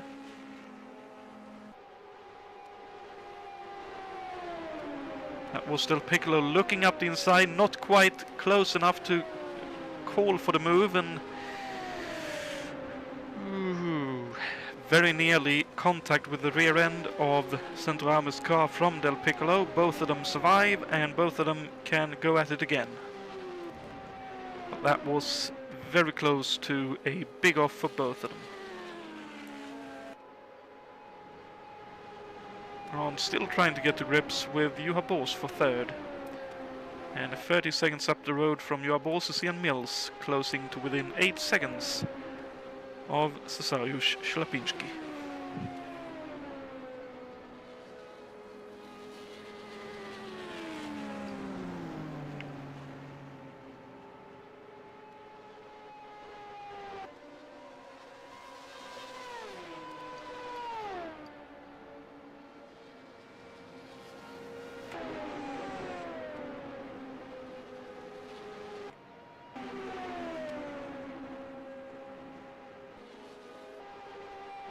Oh no, someone has blown. That looked like that is most likely... Oh no, that's Ryan Walker! That's not even a blown car, that looks to be a crash even. Aye, aye, aye, aye, aye. And that is definitely a commentator's curse. My apologies, mate, that is completely on me, Ryan. Looks like it happened on the exit of turn 1 already. No, he actually held on to it. He had a moment, then turned in, and the car just got loose on him, and unfortunately out into the outside barrier, and out of the race he went. So unfortunate for Ryan Walker, the Scotsman, but that is race over for him. Just before halfway. Oh no, and Del Piccolo out as well! Whatever happened to Gabriele then?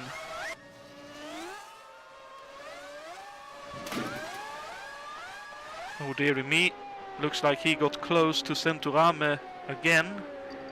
Maybe slightly expecting more dirt here than he got. Turned in a bit too much for turn 3.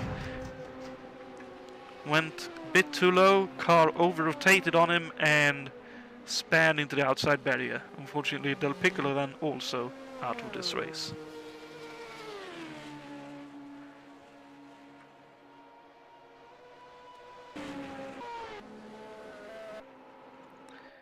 So unfortunately, 2 retirees on effectively the same lap.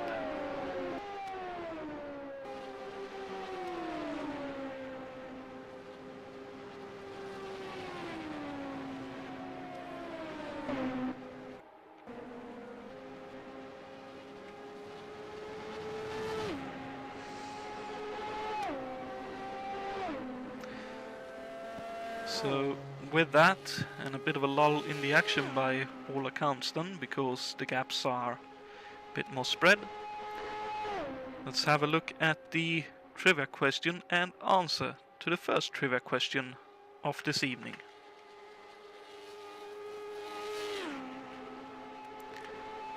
So I'm just struggling with my camera assistant here. There we are. So, the question...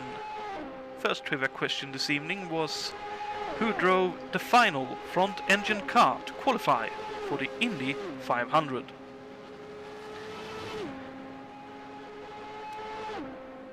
Was it A. Mel Kenyon, B.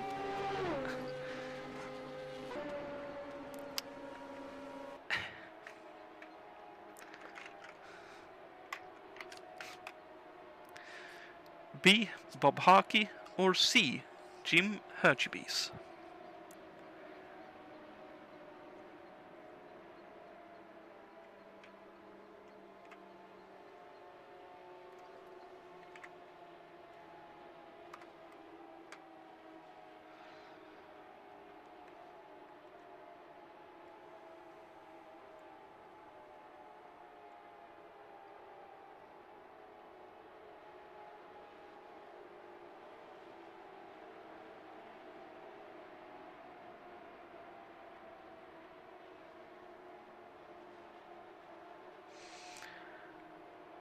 And the correct answer is C. Jim Herchbees, who qualified a front-engine car for the final time in 1968.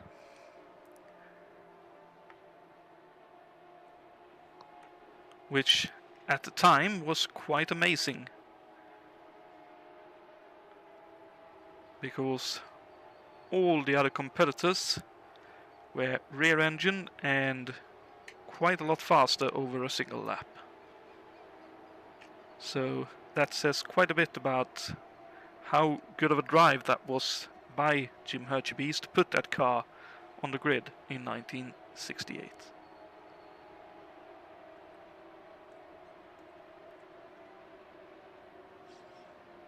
So, to those of you who may not have put an answer in the chat, but gave that a guess, congratulations on guessing that one correctly.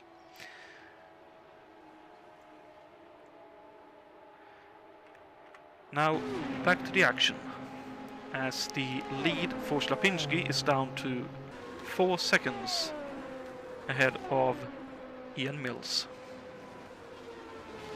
who himself has a 36-second gap to Juha Bors, who has pulled a little bit bigger of a gap to Grant Riddall, who himself is being caught by Giovanni Santorame.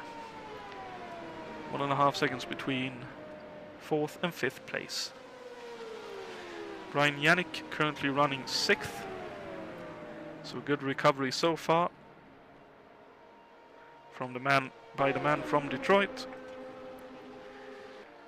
August Watering running 7th, with Jason White in 8th. David Wattman running 9th, with Jon Tim up into 10th on his own recovery drive. A little bit crossed up there, but held on to it. Richard Wilkes also on a recovery drive, currently 11th. And final points paying position at this point in time is Little Al in 12th. Running in 13th is the only Penske still in this race, in the hands of Jules Buchard. And running 14th is the Bettenhausen Motorsports entry, in the hands of Bruno Chacon. And final car running is still Simone Gilardini in the AJ Foyt Enterprises entry, currently running 17th, but in a few laps time should be up to 15th.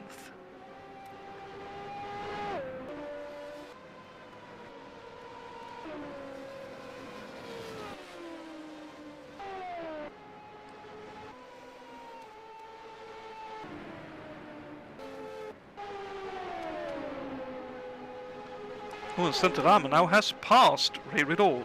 No, sorry, Grant Riddall. Let's see if we can catch. Oh, a really good run through turn 2. And looks like Grant even just moved to the side and let him by. So Grant not willing to run hell for leather at the moment, but maybe Santorame is doing just that. Now 3 seconds behind Juha Bors in the hunt for 3rd. And in the meantime, only 2 seconds now between Schlapinski in the lead and Ian Mills in 2nd place.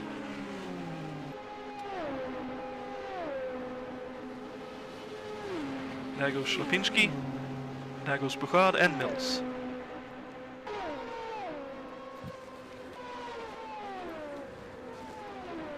Quite close between the two of them.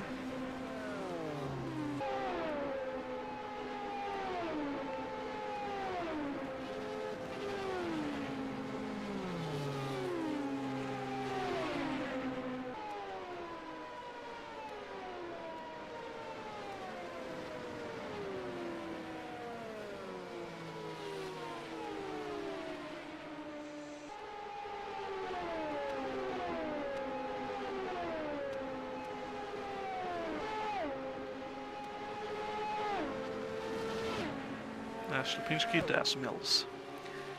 Gap between the leaders closing ever so consistently.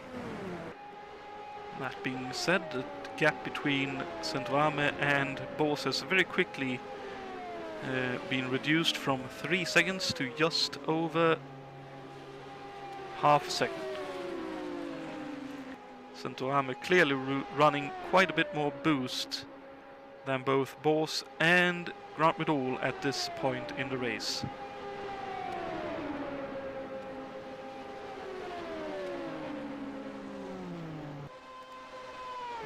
Looks like it won't be long, maybe even just on this here straight, for Santorame to climb up to 3rd.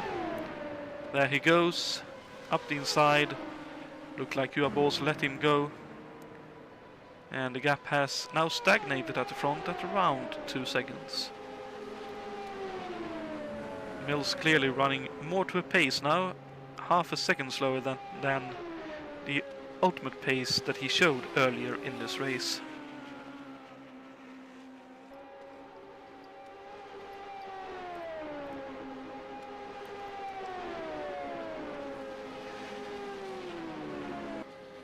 So while that goes on, let's jump on board with Jason White for a lap and listen to that Ilmore Chevrolet work its way.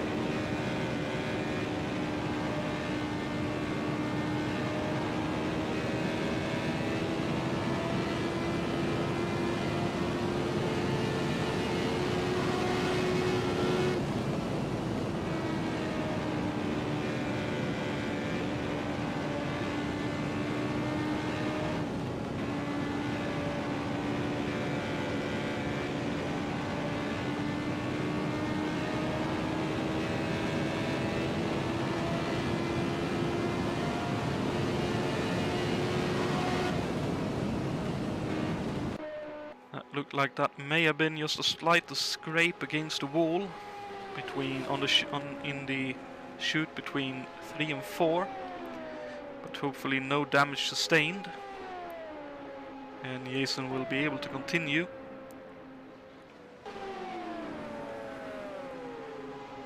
But Centorama has now passed Juha Boss indeed, and again gap at the front roughly somewhere in between 1.5 and 2 seconds, which may be the case up until the next set of pit stops, which should be no more than 10 laps away.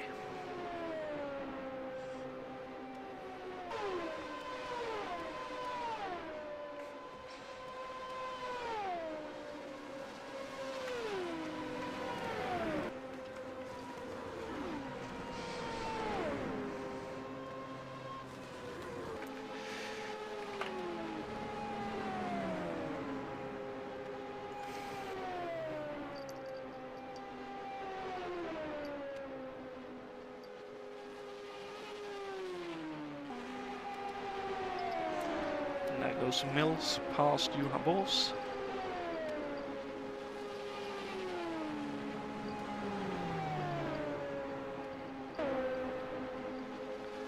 And there into the pits goes one of the cars a lap or 2 down.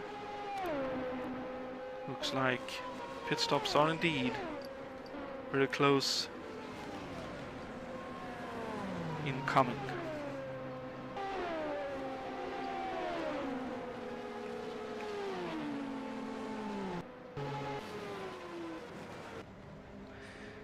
Jonatan and August Watering into the pits. They have been fairly early in their pit stop so far.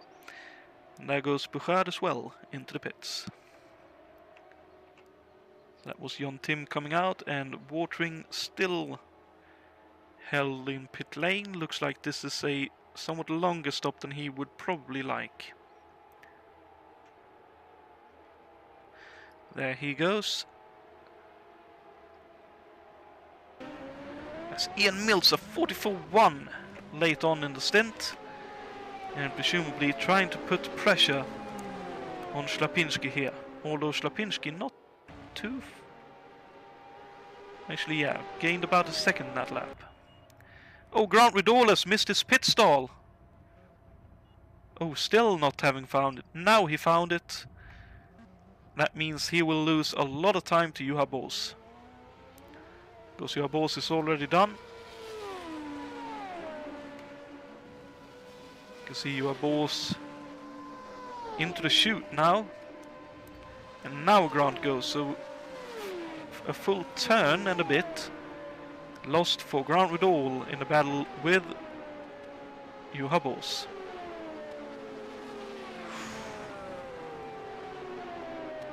There goes Juha Boss, Jason White up to 5th momentarily. It looks like Ian Mills putting himself into a position where he will be close to Ślepinski when it's time for the pit stops.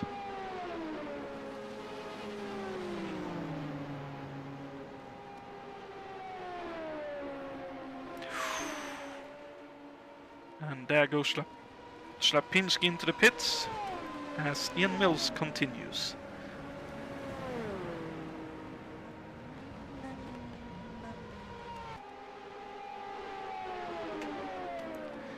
So let's see what happens at the end of these pit stops. As Ślepinski finds his pit stall very nice and comfortably there. Looks like Jason White is into the pits. Nice regulation stop for him.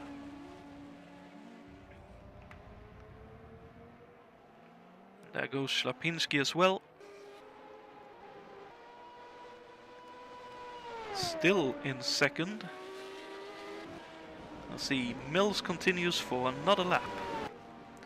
Ooh, and Schlapinski all crossed up on the pit exit road there. As Mills with another fastest lap of 43.6. Holy moly. He's been sandbagging some fuel in that stint, must have done. That is one hell of an amount of boost he's been running on that lap. To try and get past Schlapinski on the overcut. Let's see if if Mills pits this time by. He does, and let's see how he hits his pit crew and pit stall.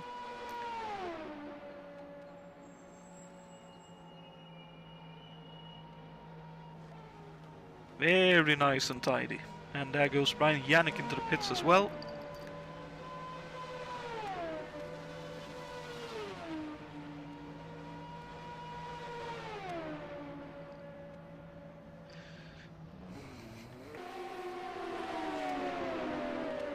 We'll see what Cesarius can do with warm tires.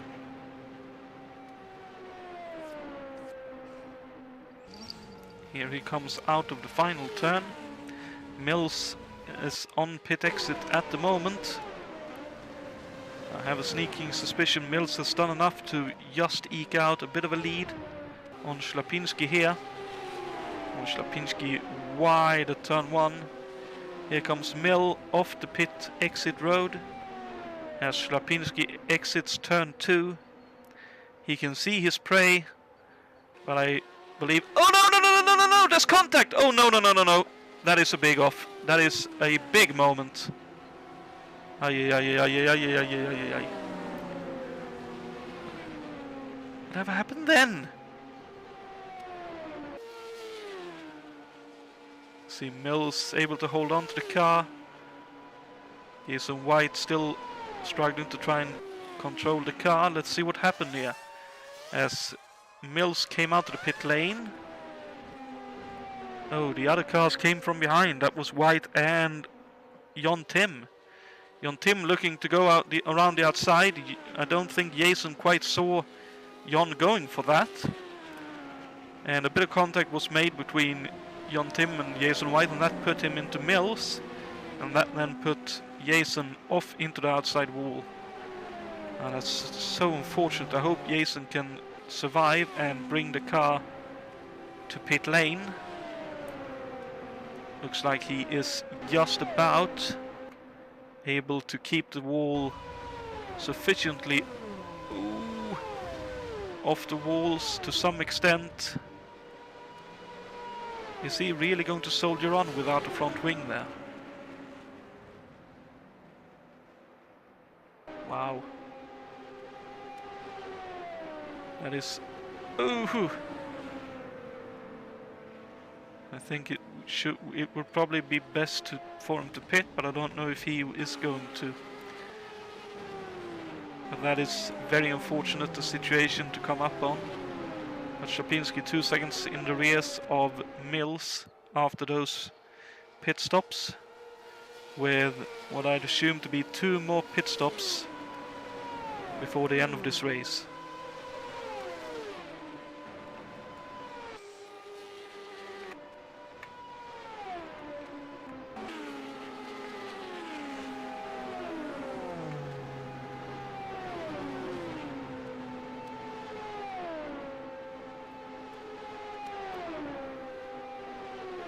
And with all of that happening, let's take a moment to breathe and have a look at the second trivia question for us this evening, courtesy of Jason White.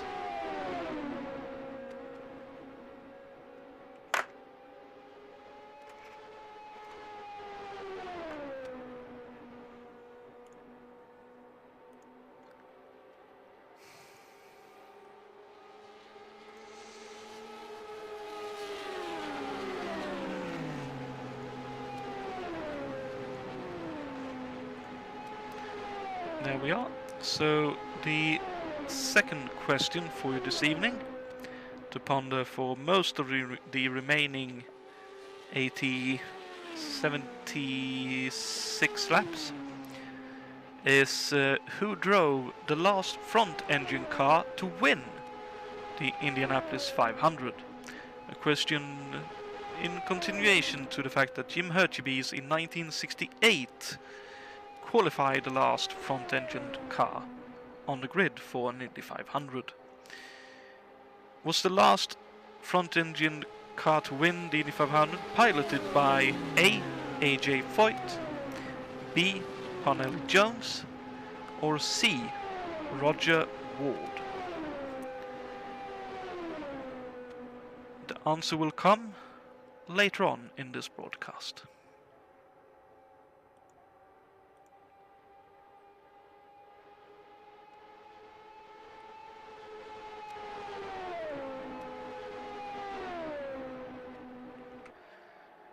As Ślepiński now 4.5 seconds behind, as unfortunately Jason White, I notice, has retired. I'd assume, yes, unfortunately in the end the car became too much of a handful without the front wing on it. So it looks like turn 3 took another victim twice over. First moment, and then here running just a bit wide into the outside wall, taking the rear wing off, and then unfortunately finishing it off in turn 4. So that is very unfortunate for Jason White, but I'd say for the most part not of his doing. As Ślepiński is looking to put a lap on third place in this race. That shows how much of a pace the front two, in the form Mills and Ślepiński, is running at compared to the rest of the field in this CS 500. And there goes Ślepiński putting a lap on the car directly behind him in this race.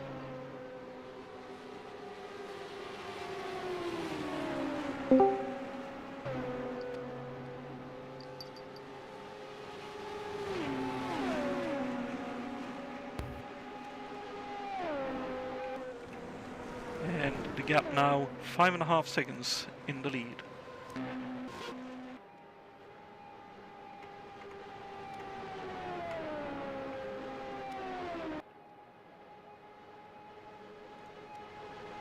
As I'm joined in the booth by Jason White. Jason, that is really unfortunate.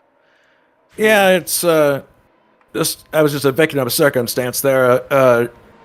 It looked like John caught me quite quickly, and had to get on the binders. I was trying to negotiate a car in front of me, and we made slight contact, and it was just enough to have me scrape against the wall. I thought I had gotten away with it without any damage. Once I came off the wall, I realized the front was bent completely. I had just pitted, so I was not interested in going back in the pits, because that would have sent me way down the order and eliminated any chance of scoring points. So I had it in my mind to hang on to it for as long as I could, and just keep rolling.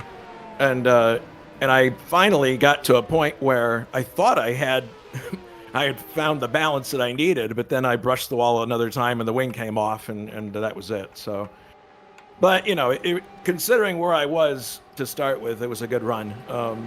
The car was great. The pit stops were really good, and I figured if I could just make it past to halfway, I should be all right. But that's when brain fade starts to set in, and it's unfortunate, but that's the way it goes. It's a tough race, and I'm glad that I made it that far, especially starting 15th to run in the top 10 for most of the time I was out there. I think I was very happy to do that. So yeah, that was a very, very impressive run by you, and a very good race up until that point.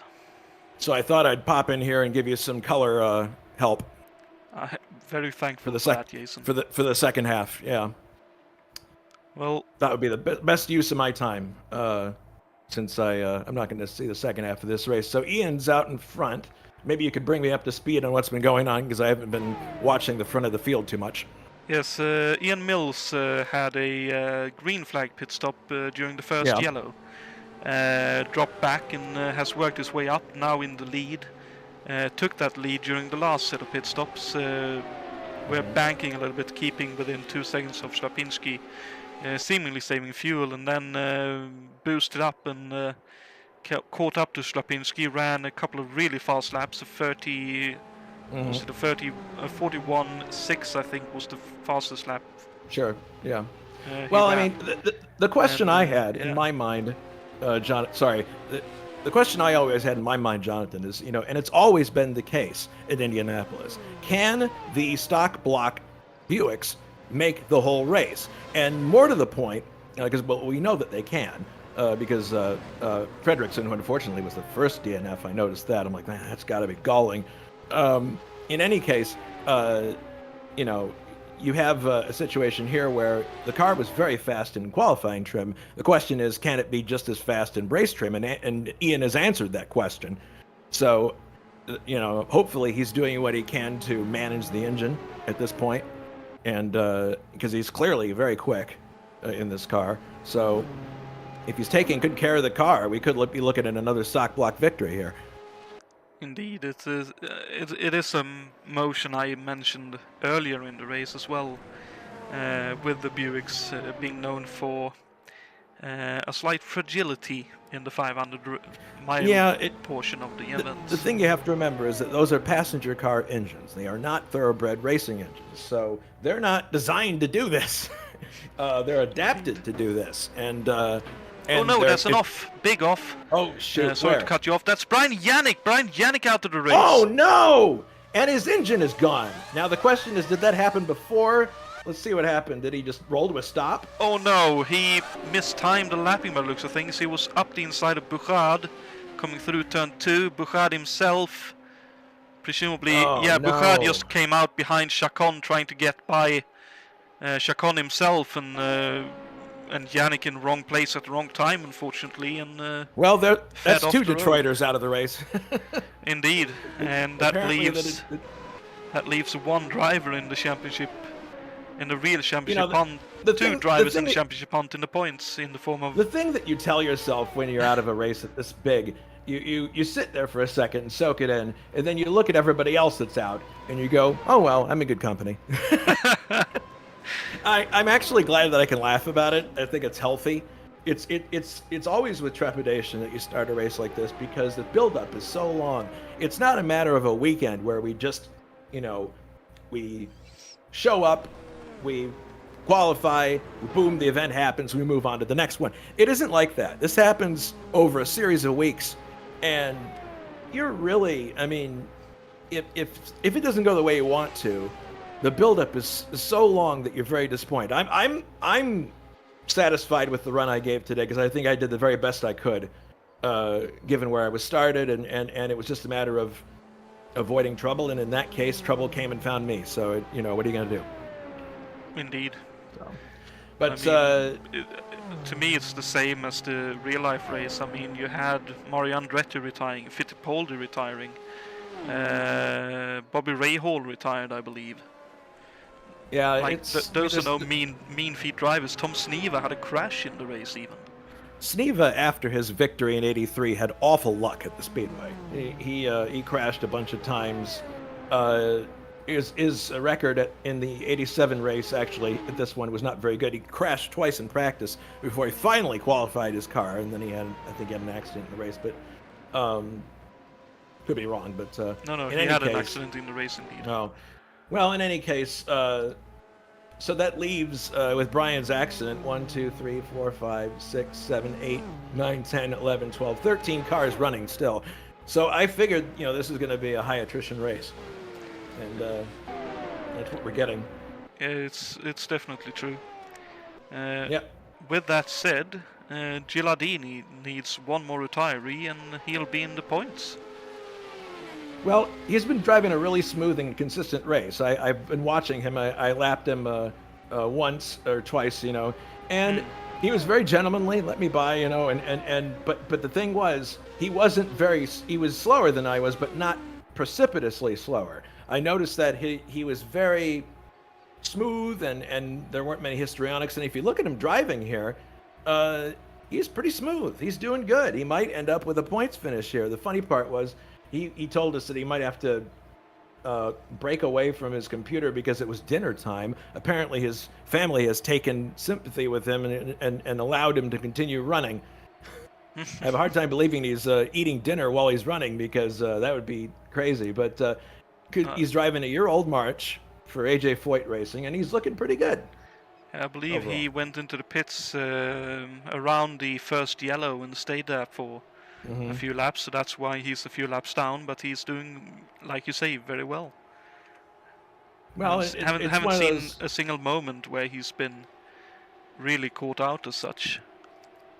Well, it's interesting that he went in that early. He must have had contact with somebody, and there was a situation where he had to the car had to be fixed. There was no way that he was going to be able to continue driving it. So, in any case, yeah, he could have had a similar incident to Richard Wilkes, maybe. I had a fortune to, or misfortune for Wilkes, I suppose, following him at the moment where, can't remember now who crashed, but Wilkes found a wheel in the middle of turn 4 and had nowhere to go, collected it, and very quickly assessed the situation and dove for the pit lane, having lost front wing and presumably some suspension damage in the process. Yeah. Well, it's tough out there. I mean, it's there's limited place to go if something goes wrong, if someone makes a mistake in front of you. So you just have to roll with it and do what you can. But yeah, it looks like eventually he could end up 12th here, Simone. There goes Grant by him. Grant having a good race after having a rather abysmal test race yesterday. He was not happy on the forum. He was quite rightly voicing his displeasure with what he thought was really, not the best driving by some people, and managed to, avoid that situation today. So far, I want to give a shout out to my good friend from Noblesville, August Watring. He's in 9th place. As he comes by Simone right now, he's looking really good. He and I were running together for a bit, and August is a very good friend of mine, and I'd like to see him do well in this race. It's a one-off for him, so it really won't make much difference in the championship, but there he is, and he's looking good. I think if he keeps rolling, he's 3 laps behind the lead, but or 2 actually, according to the chart. But I'd really like to see him and Scotty Brayton's car do well today. Oh, indeed. Ooh, that's. I'm not sure what car that was behind, but that was quite loose. That may have been Santorama, maybe in 3rd behind August there. Got all crossed up. Coming out to turn 4 as Jon Tim has done his second to last pit stop. Okay. Looks like he's coming out in 8th for now. I believe he was running 6th. So yep, there he goes, rejoining. And there goes the leader by him, so he's now a lap down. But that will change once Ian comes into the pits. Make that actually 3 laps down. Yeah. That is the pace that Schlapinski and Mills have been running in this race. Mm-hmm. Everyone up to P3 has been lapped by both of them.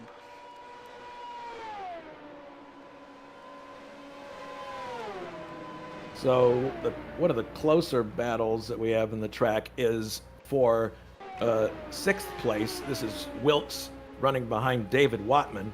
David Watman is in 6th. This is probably the closest battle on the track right now.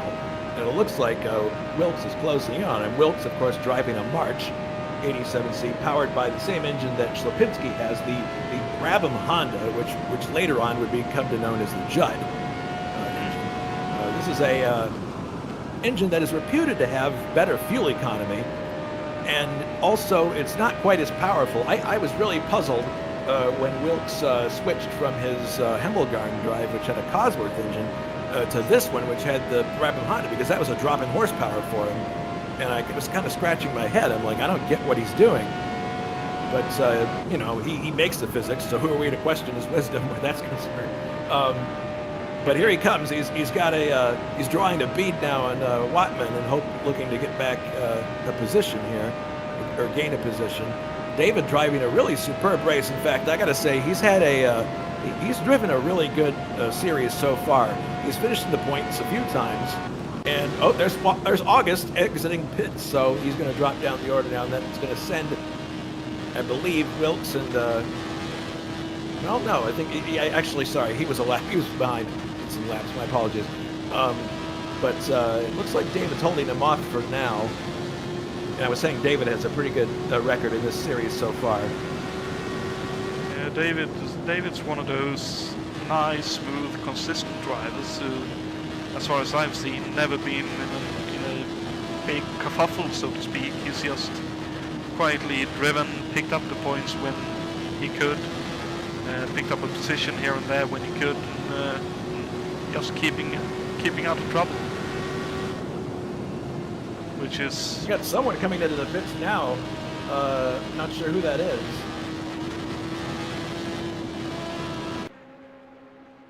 It looks like Juha making a pit stop for AJ Foyt Racing. Also, Grant Riddall in, and Bouchard in. So you got 3 cars in at once here. Yeah, there's Juha. Juha again faster in the pit stops than Grant Well, Riddall. Juha and I have been sharing a pit strategy that I think is working for him. And I don't think many people picked up on it, but if you were practicing at all, you learned it. If you only change 3 tires, your pit stops last between 15 and 16 seconds. So you save some time in the pits. That was part of the reason why I was able to elevate into the top 10, because the pit work was faster. So that was my ace in the hole for a while, and he's doing the same thing. I think it's benefiting him as he continues here. Mm-hmm. In the meantime, Richard Wilkes with a bit of boost and a good run out of turn 4. Slipstreamed past David Wattman into turn 1.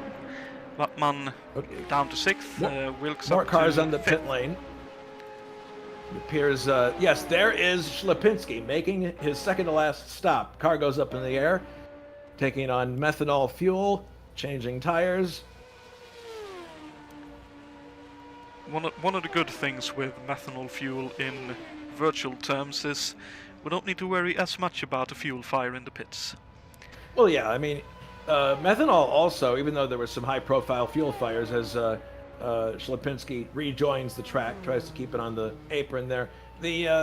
One of the nice things about methanol, and here comes another pit stop. This is Centorami from 3rd place pitting. This will be his second to last stop. Methanol has a very low boiling point, and also it can be put out very easily with just water. If you dilute it enough, it stops burning. You can't do that with gasoline, obviously, but you can do it with methanol. All right, so another car coming in here. It's little Al, Alberto Aquino coming in. I believe he's looking for his... I see what happens here. He had to be careful because his stall is 2 in front of Centorami, who is now leaving the pit lane. That was a bit of almost a parallel parking job there. I had a similar instance with Dana early on. I was able to park the car right in front of her, but I was lucky that my pit stop didn't take as long because I was kind of parked on a funny angle, and I didn't want to hold her up. But people doing a good job here, I got to say, of staying on that apron. I know it's not easy to do, but people are doing their very best to stay there. Because they know that it's for safety reason, and so that's good to see. Indeed.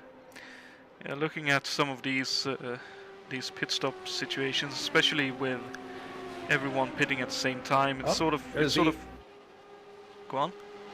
Ian has just made his stop. The leader is just exiting the pit lane now, and we'll see what happens here. Can Schlapinski catch up to him here, and will we have a race on our hands? No, it looks like it won't. Schlapinski's just entering turn 1 right now, so it looks like yeah, he's going to get out with plenty of time in front of him here. Yeah, I believe unless Mills runs into mechanical issues or a moment's lapse of concentration, presumably fuel starvation, it will be... I see flame at the back of Mills's car! There's flame at the back of his car! You see it? No! There is! There's flame at the back of his car. That engine is just about to cry uncle! Oh, this is a huge development. No, there it goes. It's gone. It's gone. There goes the Buick. And there goes Ian Mills' chances of winning the 500. Oh my goodness. I feel for him. He did everything right during the lead up to this race. He did absolutely everything right. And for some reason, the engine just couldn't stand the pound. That's too bad. It would have been really interesting and really fun to see a stock block win. But there he goes, pulling off, and I'm sure that he is just absolutely disgusted. But what a race he's driven today up to this point. Fantastic. He's going to get 1 point for leading the most laps, I would think. Oh, and yeah, also he'll get 2 points. One for leading laps and for his pole as well. Yeah, exactly. So he's going to come away with 2 points. Not that it really... I mean, he isn't really in the championship yet. This is a one-off, and so was the last car he drove. Look at him. He's just sitting there. He just can't believe it. I feel for him. That's really difficult to deal with. But now we've got Schlapinski back in the lead, driving the Judd, and well, Brabham Honda as it was called. It was eventually called the Judd in '88, but he's got a 44-second lead on the second place car. Well, that's Mills. Now the second place car is a lap behind. Is Centorami. Interesting, because this car in real life actually finished in third place in the hands of Fabrizio Barbazza. So here he comes out of turn number 4, and he's actually not that far away from Schlapinski here, and right behind him is a lap behind on actual pace, unfortunately. Well, we'll see what happens. I mean, once you've changed tires, at first, the car is it handles like a pig at first. It's really hard to keep it underneath you. But once you get the tires warm, you can assess how the car is. And you never know. We might be able to reel him in here. But Schlapinski doing a fine job in this car that, frankly, should be outclassed by the Cosworths and the Chevrolets. Well, I wonder if the thing is, for Schlapinski to some degree, and definitely for Wilkes, that the way the engine delivers the power is more to Wilkes' liking, and that's part of the reason why he decided to change from the Hemmelgarn entry to that Gallus Racing entry. Possibly. Because the power delivery of that engine is much smoother than a Cosworth is, so it could very well be the reason why.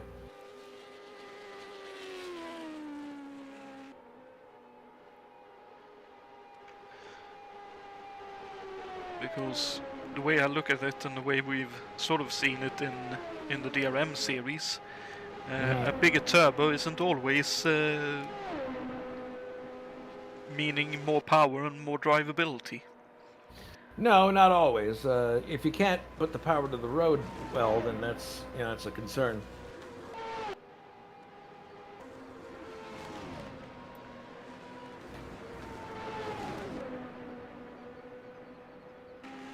And as it stands at the moment, let's see, it looks to be settled. So Grant Ridall in 5th.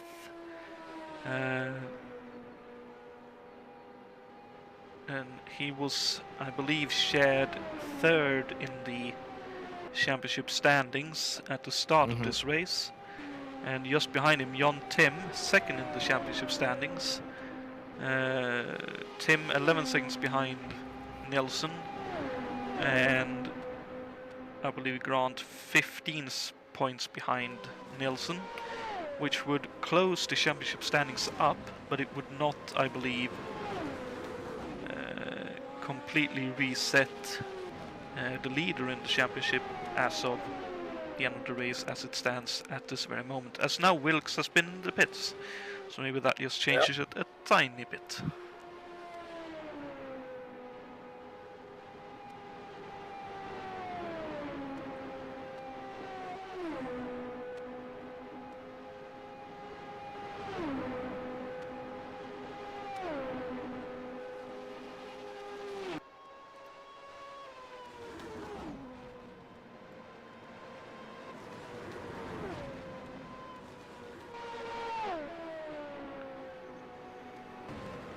Just watching Cesarius right now. He's shutting off for turn 1 very early. He was doing that earlier as well. He's aware that he's a lap ahead, of second place. So there's no real reason for him to be in any hurry. He's been very smooth, very consistent. So he's just doing what he needs to do to get the car home. It looks like Mills is DNFing in 20th. I'm sorry, 10th. He's gonna fall further down. Maybe he's gonna pick up a point or two here, also for being in there. But in any case, I'm not so sure. He retired early enough to where if Gilardini can get it to the end of the race, I believe Gilardini will be able to get by Mills in terms of laps completed. Mm-hmm. But that, of course, calls for the fact that the drivers behind, all the drivers still running, needs to complete their laps, which is not a given considering the length of this race, over 2 hours now, and we've got another, I'd guess, about maybe 40 minutes.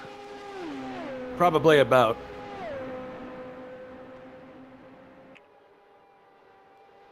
Which would make it a 2 hour 40 minutes marathon of a race.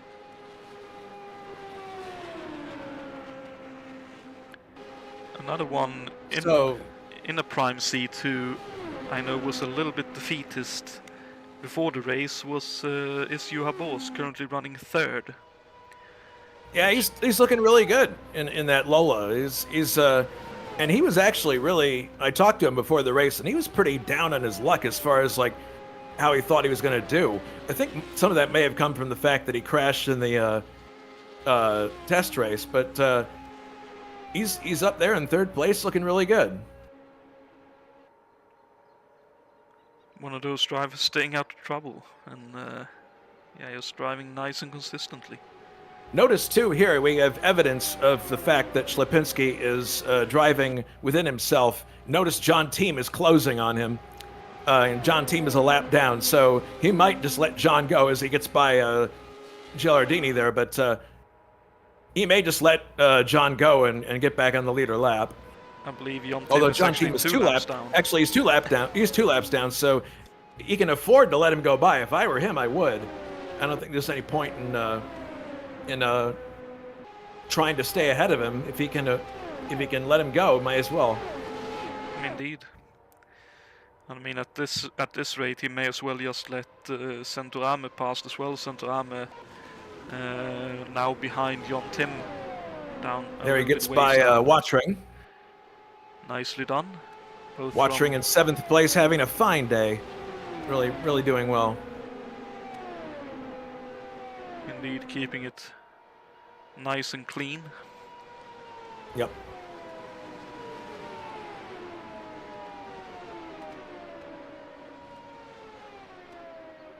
Bouchard just got ahead of Wilkes. Oh, he did? Yep, he just jumped up in front of Wilkes on the chart. Oh, Wilkes in the pits again. Oh, wonder what that's about. I'll have a little gander in the replay and see if he may have lost a front wing or something. Oh. We'll see. He's been in the pits for quite a while.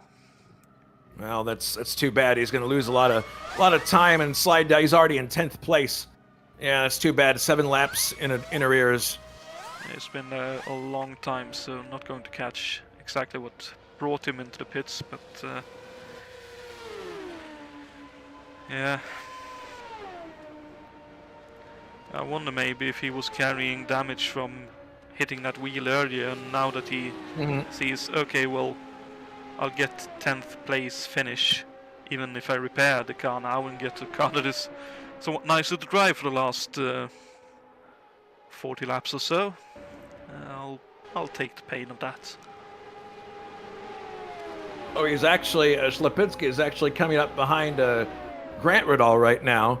It's going to put Grant a lap down. And that is actually also an upcoming battle for position, because Grant and John Tim behind him are on the same lap, and John is catching up. All right. Interesting.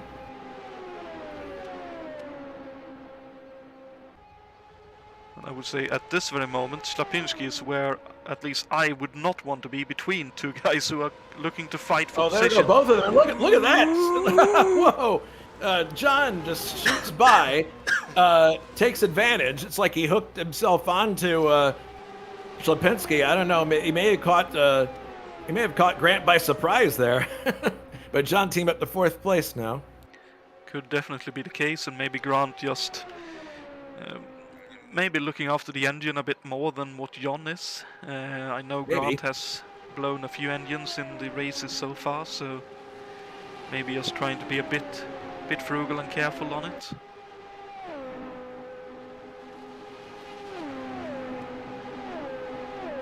Well, it has not been a good day for the Detroiters. Myself, Brian, and Tiago. He qualifies as one because he lives here. But yeah, Simone actually is going to elevate to 12th once he passes in another 18 laps. So he should be able to do that before the race is over if he continues at the pace he's going. And then he'll be able to pick up 1 point for 12th. So Wilkes looks as if he's sitting there. It looks like he's repairing the cars, so he may get out again, and if he does that, he may be able to salvage a few points. Yeah, he's out now, so coming through turn 2. So he is out in 10th, 3 laps behind Jules Bouchard, so should be able to pick up 10th at least, as long as the car holds up. Possibly more, dependent on what happens in front of him.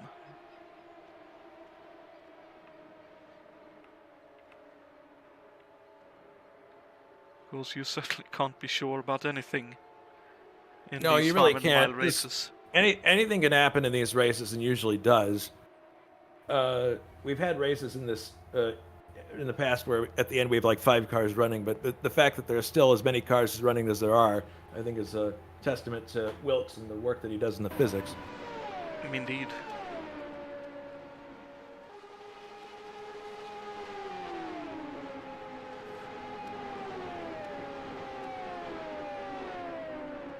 Yeah, I took the opportunity just for a bit of fun to give the cars a try, both at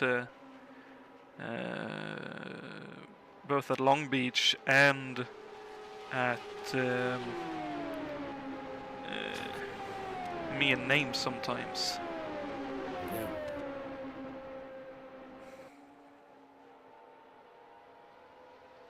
At a parking lot race, for lack of a better description. Well, that doesn't really narrow it down. There are a bunch of tracks that use parking lots. Well, the one that used only one. I can't remember the name of it. But yeah, anyway, and driving them, they did feel quite intuitive to drive, even for me, who are way more used to and versed in front-wheel drive. It felt very much. Oh, someone has a turbo blown, it looks like. Uh-oh. Oh dear me, who is that? Yeah, somebody on the main straight. Oh, that's Jules Bouchard. Oh no! Well, there's a that's a turbocharger blowing, but it's going to record as an engine failure. But that's a turbocharger specifically with the white smoke. New Pope. Quite so, quite so. Pulls it off. So that's the end of his race, unfortunately. But he should be able to score at least a couple points, I would think. He's right. He was 9th when that happened, so. He'll certainly get some points for his efforts. And unfortunately, that's the final Penske in the race. Yeah, there were only 2. Two March 86 Cs entered by Roger, that was it. Indeed. And unfortunately, the car that won the real-life race sadly didn't make the start in this race. Oh, and someone else off on the infield there. By the looks of things. As I'm seeing things. Oh, that's Gilardini. No rear wing. Oh, dang, that really puts a crimp in his plans. He's going to have to get that thing fixed and get out quickly so that he can still score a point. He's able to do it, but here's the problem right now. He has to get that thing around to the pits without a rear wing. You can do it pretty well without a front wing. It'll just push like crazy. But if you don't have a rear wing and you go up in that banking, it is going to rip around on you really fast. So he's got to be really, really careful here. He's got to keep the thing. He's got it on the grass right now. He's got to keep the thing on the apron at least. He cannot go up onto the racing line. That thing is going to... Actually, you know what? I think he's doing the smart thing here by keeping it on the grass. Yeah, I'd say he's giving himself some room to maneuver that car. He's keeping it really far away from the action, which is nice. And the other thing that he's doing that's good, he can probably he's way far away from that apron. But now he's on the apron itself, and he's moving at he's moving about 72 miles per hour, 73. So he should be able to get it in the pits now and fix that wing, and whatever else is wrong with the car. So looks like it's just slightly crabbing, so presumably the rear right is a little bit askew. Yeah, just a little bit. But good effort there, nicely done getting it to the pit lane safely. Good job to get it to the pits without incident. So hopefully it won't be too long a repair. It'll be a while, but he'll still be able to get back out there. If it's just the wing, it should be, I would say it's about a minute repair, minute or two, minute and a half. So maybe 3 or 4 minutes with the fact that it looked like it was crabbing a little bit as well. Mm-hmm.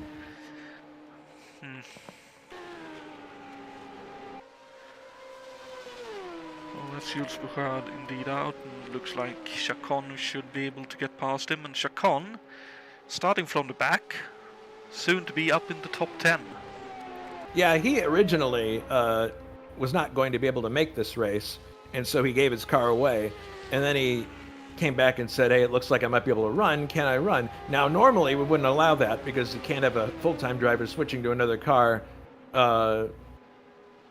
before the start of a race, you know, or after a race is unlocked. But we decided that we'd be lenient in this case because we wanted to have a big healthy field, and that was going to put us up to 30 cars if we had them, so we allowed it on this occasion.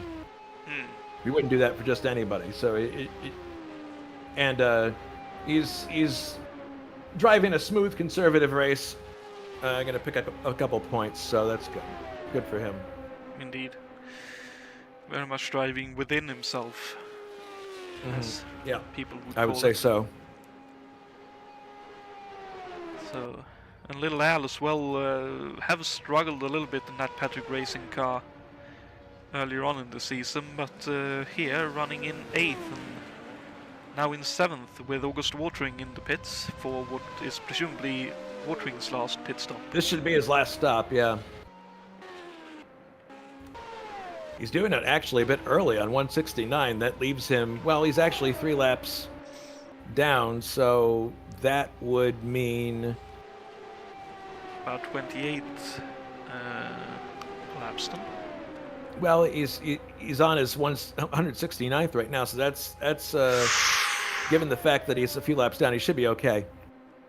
A bit of a close call. That should be enough. If he was on the lead lap, I'd be concerned, but given where he is right now, I think he's all right.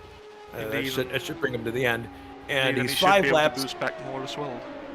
Well, he's got to make a decision. He's 19 seconds behind Little Al. He doesn't have to worry about Wilkes because Wilkes is 5 laps back.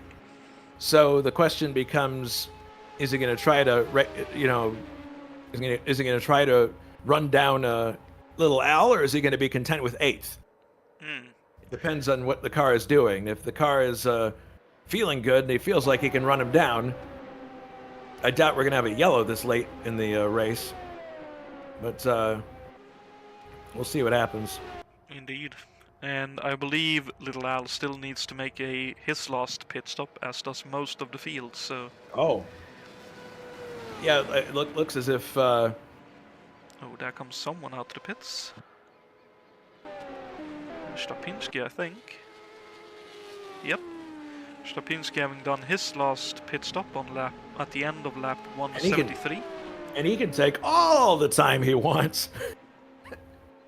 Because he's a lap ahead of his nearest competitor, so he can just take his sweet time. He could change all 4 tires and take on as much fuel as he wants. I'm sure he's back timing, based on where he is. Like, do I need a full tank or not?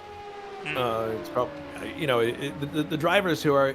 It's actually more difficult for the drivers who are a few laps down. Do they need to fill the tank full? They may not necessarily have to.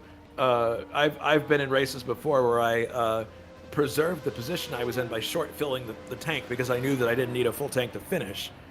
If I hadn't done that, I would have finished lower on the standings. So, that's definitely something that some people are going to do. Indeed. So Slapinski's lead drops from a lap to 8 seconds, but Centorame still needs to pit. Juha Boss, I believe, based on being a full lap behind Centorame at the moment, has pitted. Grant Vidal, I'm unsure if he has pitted. Yes, I believe he has pitted. He looks to be a bit slow on the straight, so he has just come out of the pits. Jon Tim in 5th, half a second behind Grant Vidal. So Grant with a fast last pit stop. Ooh, Jon Tim looking up the inside. Oh, dearie me. Checking up in turn 4. Grant showing, no, you ain't going up here just yet. But here comes Jon boosting up past Grant. Jon up to 4th, Grant back to 5th.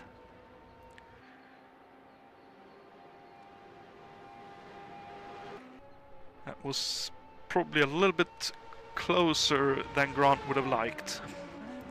Well, he's John has been aggressive all day long, at least from what I've seen, and that's what's gotten him where he is. So, and when he came up behind me, it was kind of an opportune moment, but. In any case, let's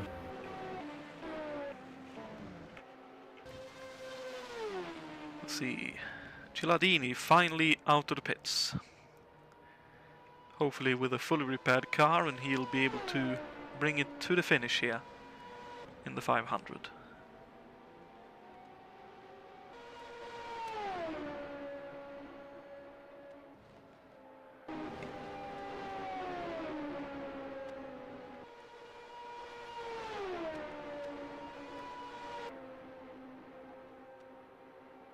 It'll be a close call, but I reckon if he keeps a pace, he should be able to reach at least 12th, maybe not 11th place in this race.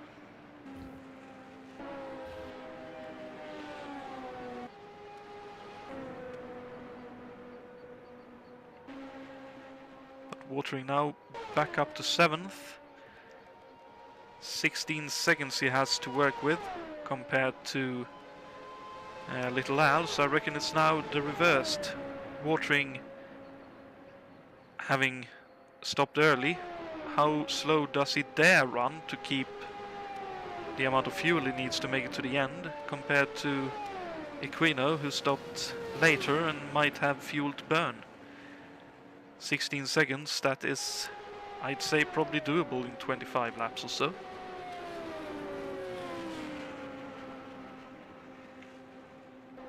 Well, I'm thinking about, if Slapinski wins this race, he's going to be another repeat winner.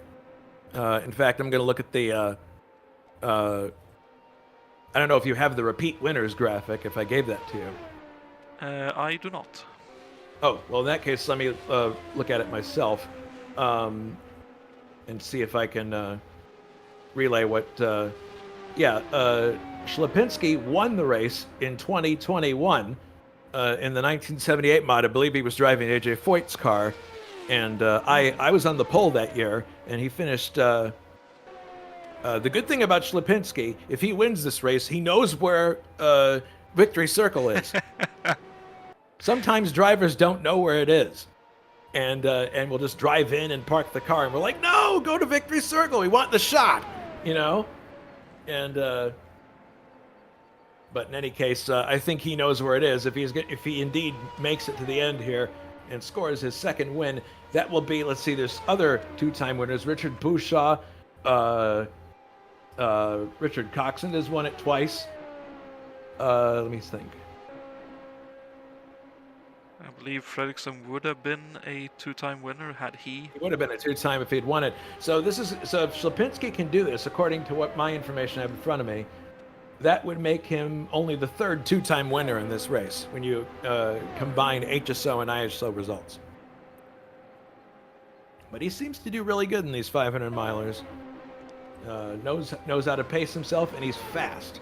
He's able to drive at a very That quick being said, clip. where's Slapinski? Slapinski's out! Oh no! He has retired! What happened? I'm trying to catch it. I just noticed, Santorami wait, leads. your boss is in second? How did that happen? Then just noticed Santorami was leading, like... And Little Al is having an issue of some kind. He's dropping through the field. Dear, oh dear, oh dear. Or no, wait, no, I'm sorry. I'm I was looking at Slapinski. He was dropping through the field. Little Al's now to 7th place. My goodness. Happened a few laps ago, but I'm trying to catch it. That looks like it's probably an engine. Well, that's by all surprising accounts. because the engine, that engine should have been easier to drive and shouldn't have. But I guess I remember I blew a Brabham Honda once, so you can't be done if you push it too hard. So my goodness, Santorami now in the lead for Arciero Racing, number 12. Let's see, got The car through that- turn the car- 1. Okay, down the chute and just at turning point for turn 2, the engine blew magnificently. Full on fire and black smoke. That is so unfortunate for Slapinski. He was driving such a good race. But like you say, that means Santorami now picks up the lead, and 25 seconds he has to work with compared to Juha Bols in second. Yeah, Santorami has been driving a smooth race, and I'm sure he's probably hardly believing his luck at the moment. Indeed. And like you mentioned previously, if I remember correctly, this car was piloted by Barbatza, who finished third. Third, and he was Rookie of the Year in 1987, so...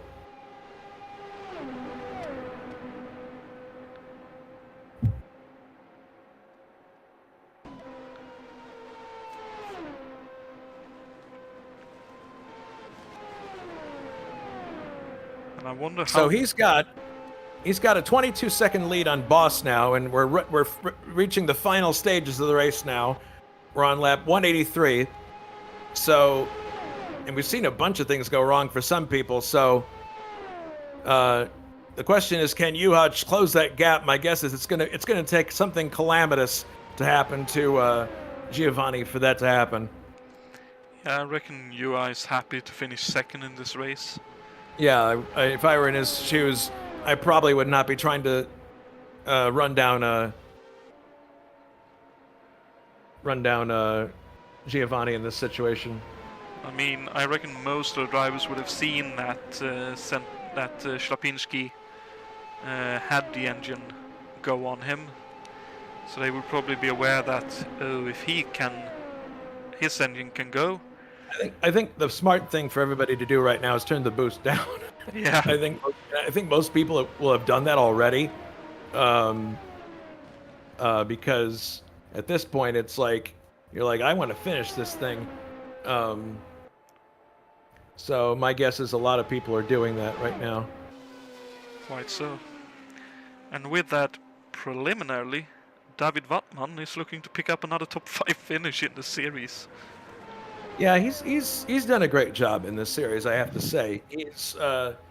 He has more time to practice than his brother. Simon has scored points in the series, but he's had a really difficult time trying to commit to stuff and put in the time that he needs to succeed. David, on the other hand, has been extremely consistent.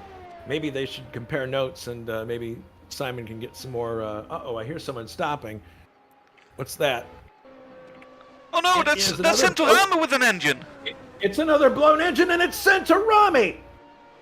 Unbelievable! Santorami, his engine is let go, and that promotes Juha Boss to first place in the AJ Foyt entry. Now, we have 15 laps to go in the race. And here's Juha, who has never won our Indy 500 ever, and indeed he doesn't typically win races in this league. He wins occasionally, once in a while, but this I imagine he's just absolutely thrilled, and if he's able to bring it home in the win with the win, I would be absolutely thrilled for him, because he puts so much effort into the qualifying, as you all know. He does a lot of work behind the scenes, and trying to do that and to qualify your car and do well in the race, it takes a lot of bandwidth to do that. I would be thrilled to death if Juha won this race. It's that's really just too bad for Centorami. I mean, to come that far, be in the lead, and have the engine go, that's just too much. And it shows you that you have to take care of a car for 500 miles. You have to baby a car. Indeed. I believe the last time you have won any series would have been the BTCC last year. I believe that he sounds got about one race win in that series. Right. But before that, I don't think he won in the open wheelers last year, and I don't believe he won in F1 the year before. So it's been a while. If he's able to keep the car on the island for the last I know 12 laps and to do it for AJ Foyt Enterprises, my goodness, quite a historic team to win this race, and if he can pull it off. Indeed. AJ Foyt, one of very few drivers to have won multiple 500s with I believe 4 wins. Yes. Foyt won it in 61, 64, 67, and 77.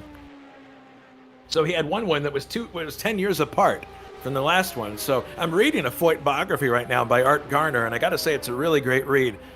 Full of fantastic stories and anecdotes. And man, IndyCar racing was a tough game back in the 60s and in the 50s. It was crazy. Yeah, I'd imagine something similar to how F1 back in those days would have been as well, with cars that let's simply put it, if you went off, it was really bad.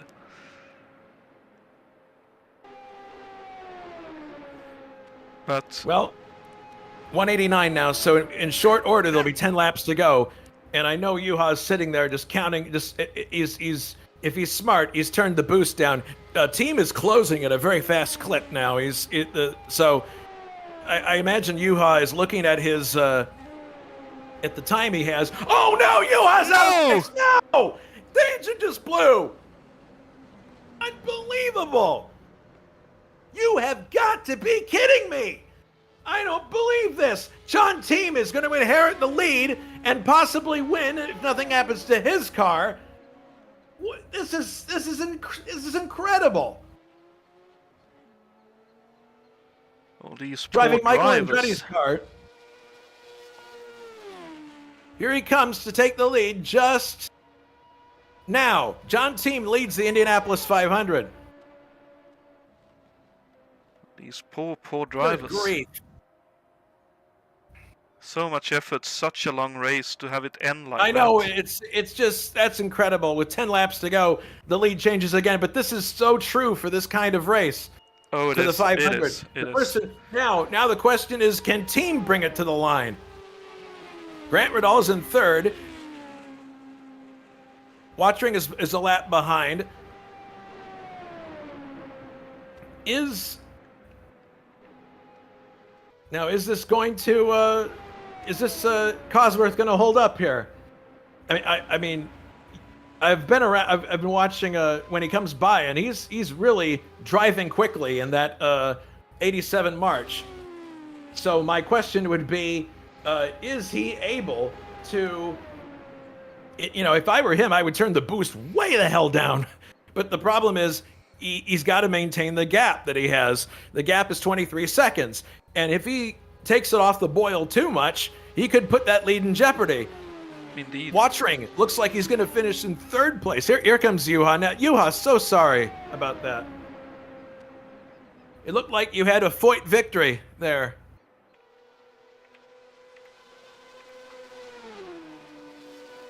All right. Oh, John Team coming into the pits. What is this? Oh, he was on an off-shot foot strategy. This means I forgot about that. This means Grant could take the lead. Is this a splash of fuel and go? I'd assume so, but Grant is not far behind. This will be really close Grant for Jon. Grant should be coming through for any time now. There he is. And there goes Jon. There goes. Okay, so we have a race on our hands now. As he's exiting, Grant is going to take the lead here. He goes into the corner, and there he goes. He takes the lead away from John Team. But now it's a question of, can John Team run him down? Look at him. He's trying so hard he's trying to go fast and stay within that 2 lines, which is not easy to do. Indeed, and but here that he was comes. very well done. Oh no, David Wattman has retired as well. Oh my goodness, they're dropping like flies. People just, I guess, just did not take good care of the engine up to this point. This is incredible. So a lot of people, I mean, we're going to be down to just a few cars at the end here, it looks like. Incredible. Well, this will be one hell of a finish to watch, because 4 seconds is the difference. And presumably Jon Tim has fuel to burn, but can his engine last? And likewise, can Grant's engine last? Yeah, that's the question. I mean, everybody knows the number that you have to keep the oil at, 104. Well, that's exactly where I kept it, but my engine didn't agree. Well, it's too bad. Apparently that you started with a slightly higher Yeah. slightly higher Quite change engine. all the parts in the engine, I'm afraid. Really unfortunate for you, Juha. You had a really good race going there. Yeah, I was hoping to finally win it, but, yeah, well, nearly. And now we have Grant leading in a car that never even qualified for this race. It's the Rayner car that was Dennis Firestone had an accident in it and was deemed medically, I guess, unfit to drive. 6 laps to go. And Can Grant's car last 6 laps? Team is only 3 seconds behind. Well, the gap is more or less 3 maintained. seconds. And Grant is now in a real conundrum. He has to take care of that car for the last few laps here and keep the car ahead of John. And John is closing. Not incredibly fast, but he's closing. If nothing else, he's definitely putting the pressure on Grant, and Grant knows all too well how it is to lose an engine late in a race. You guys are gonna. This is real funny. Like, you haven't seen me doing this, but I've updated the winners graphic 3 times. This is the 4th time that I've updated it with Grant's picture now. I feel for you, sir. No, it's it's just funny that I've done this 3 times now, and I wouldn't expect this would be the last one either. Tim pushing really hard. Well, yeah, I mean, what has he got to lose at this point? But you could really see he was slightly late on the turn in, and the car just lurched wide up the track. I don't blame him. I mean, he's got a chance to win the biggest race of the year.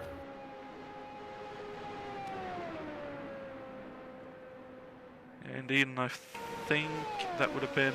That's Wilkes up to 6th, so recovery drive and climbing up. Alberto Equino only 1 second now behind August Watering.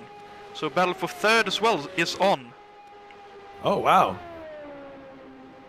So Little Al clearly has thrown caution to the wind as well, just like Jon Tim looks to be doing here.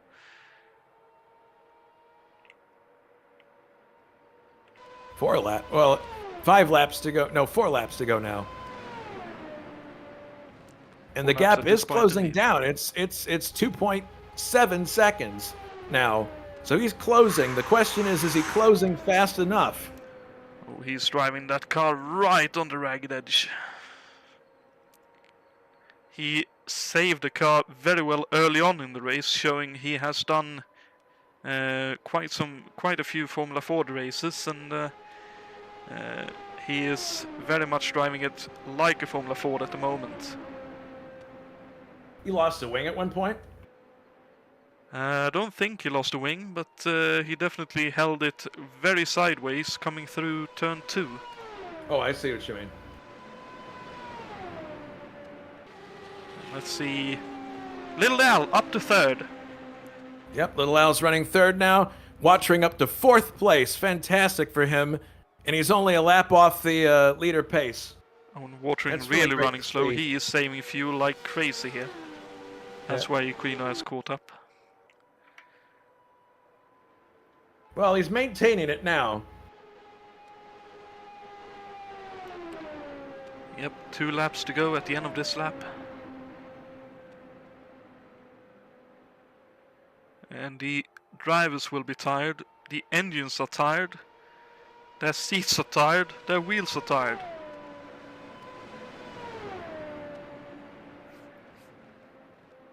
This is one hell of a The gap is nail-biting down to end 2 the seconds race. now. 2 seconds and 2 laps to go. I don't think that he'll be able to do it. I don't think he's going to be able to catch him because there's only 2 laps to go in the race. Well, unfortunately, Chacon has retired, presumably with an engine failure, as does Gilardini. Not quite reaching the points as Gilardini. Mills will get 1 extra point, so 3 points this evening for Mills for his efforts in that Buick-powered stock So here block. comes Grant out of turn number 4. White flag. 1 lap to go for Grant Riddall and the Rayner Racing team. 2nd place, 1.5 seconds back. I just don't think he's going to be able to do it. Well, only question remaining is, does the engine last? Does the fuel last? I think, if he'd have the worst luck in the world if something were to happen now. He should be able to bring it home. But poor John is just back there, just a little bit behind. Final turn, Oh, coming through. coming through onto the pit straight. He can coast in now. He's got it. Fantastic drive for Grant. So Grant Riddall will win for Rayner Racing in this Indianapolis 500. Fantastic. Just over a second ahead of John Tim for Cracker Racing. That is one hell of a close finish. 1.086 seconds. He managed that gap right to the end. Excellent job. Oof. Came to the pit wall to salute his crew. And little Al finishing 3rd for Patrick Racing. I believe he will be very happy with 3rd. Yeah, that's a fantastic run for him. His dad's going to be super happy with that. Really good drive. Indeed, and here comes August Watering, running on fumes by the looks of things, just coasting across the line to finish 4th in this race. That's great for him. I mean, especially he didn't have as much practice as he would have wanted, I'm sure, and to see him come across the line and take 4th in Scotty Brayton's car, it really means a lot to me. Mm-hmm. And Richard Wilkes, the final car running, finishing 5th in this race. Well, that proves that if you keep going, I mean, Yeah, there you go. yeah, indeed. Our retirees were Juha Bors, David Wattman, Giovanni Santorame, Cesariu Slapinski, Brun Chacon, Jules Bouchard, Ian Mills. Those are our points finishers despite retiring. If you look, he's doing donuts in the winner's circle here. I'll show you a replay of this well-executed All he's donut gonna do is back effort. it. Okay, he's gonna back it up into the winner's circle here.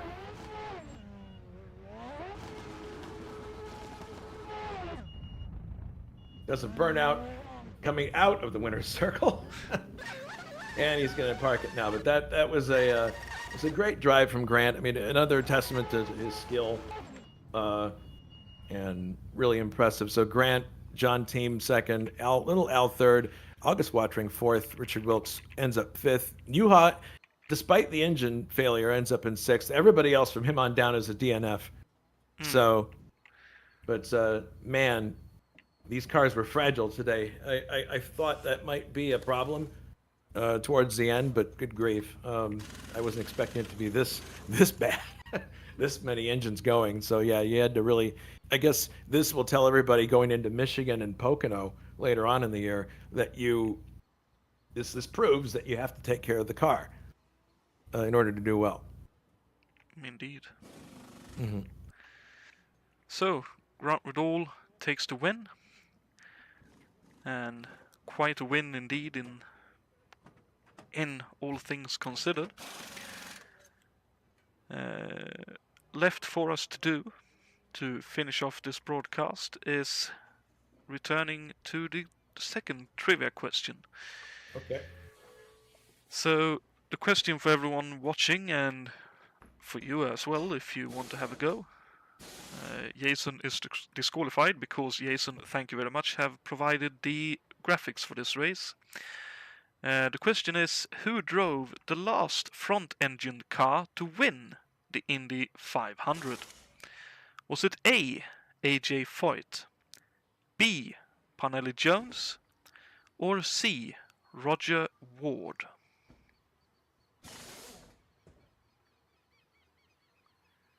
I'll go with Foyt. Foyt, and BL goes for Foyt as well.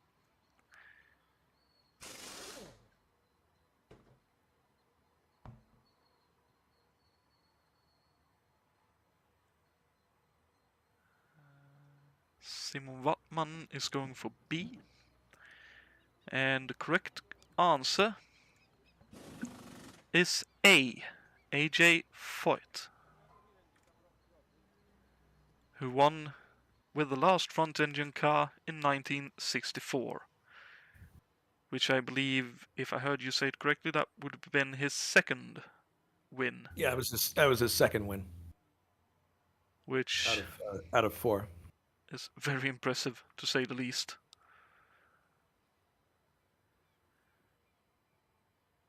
So,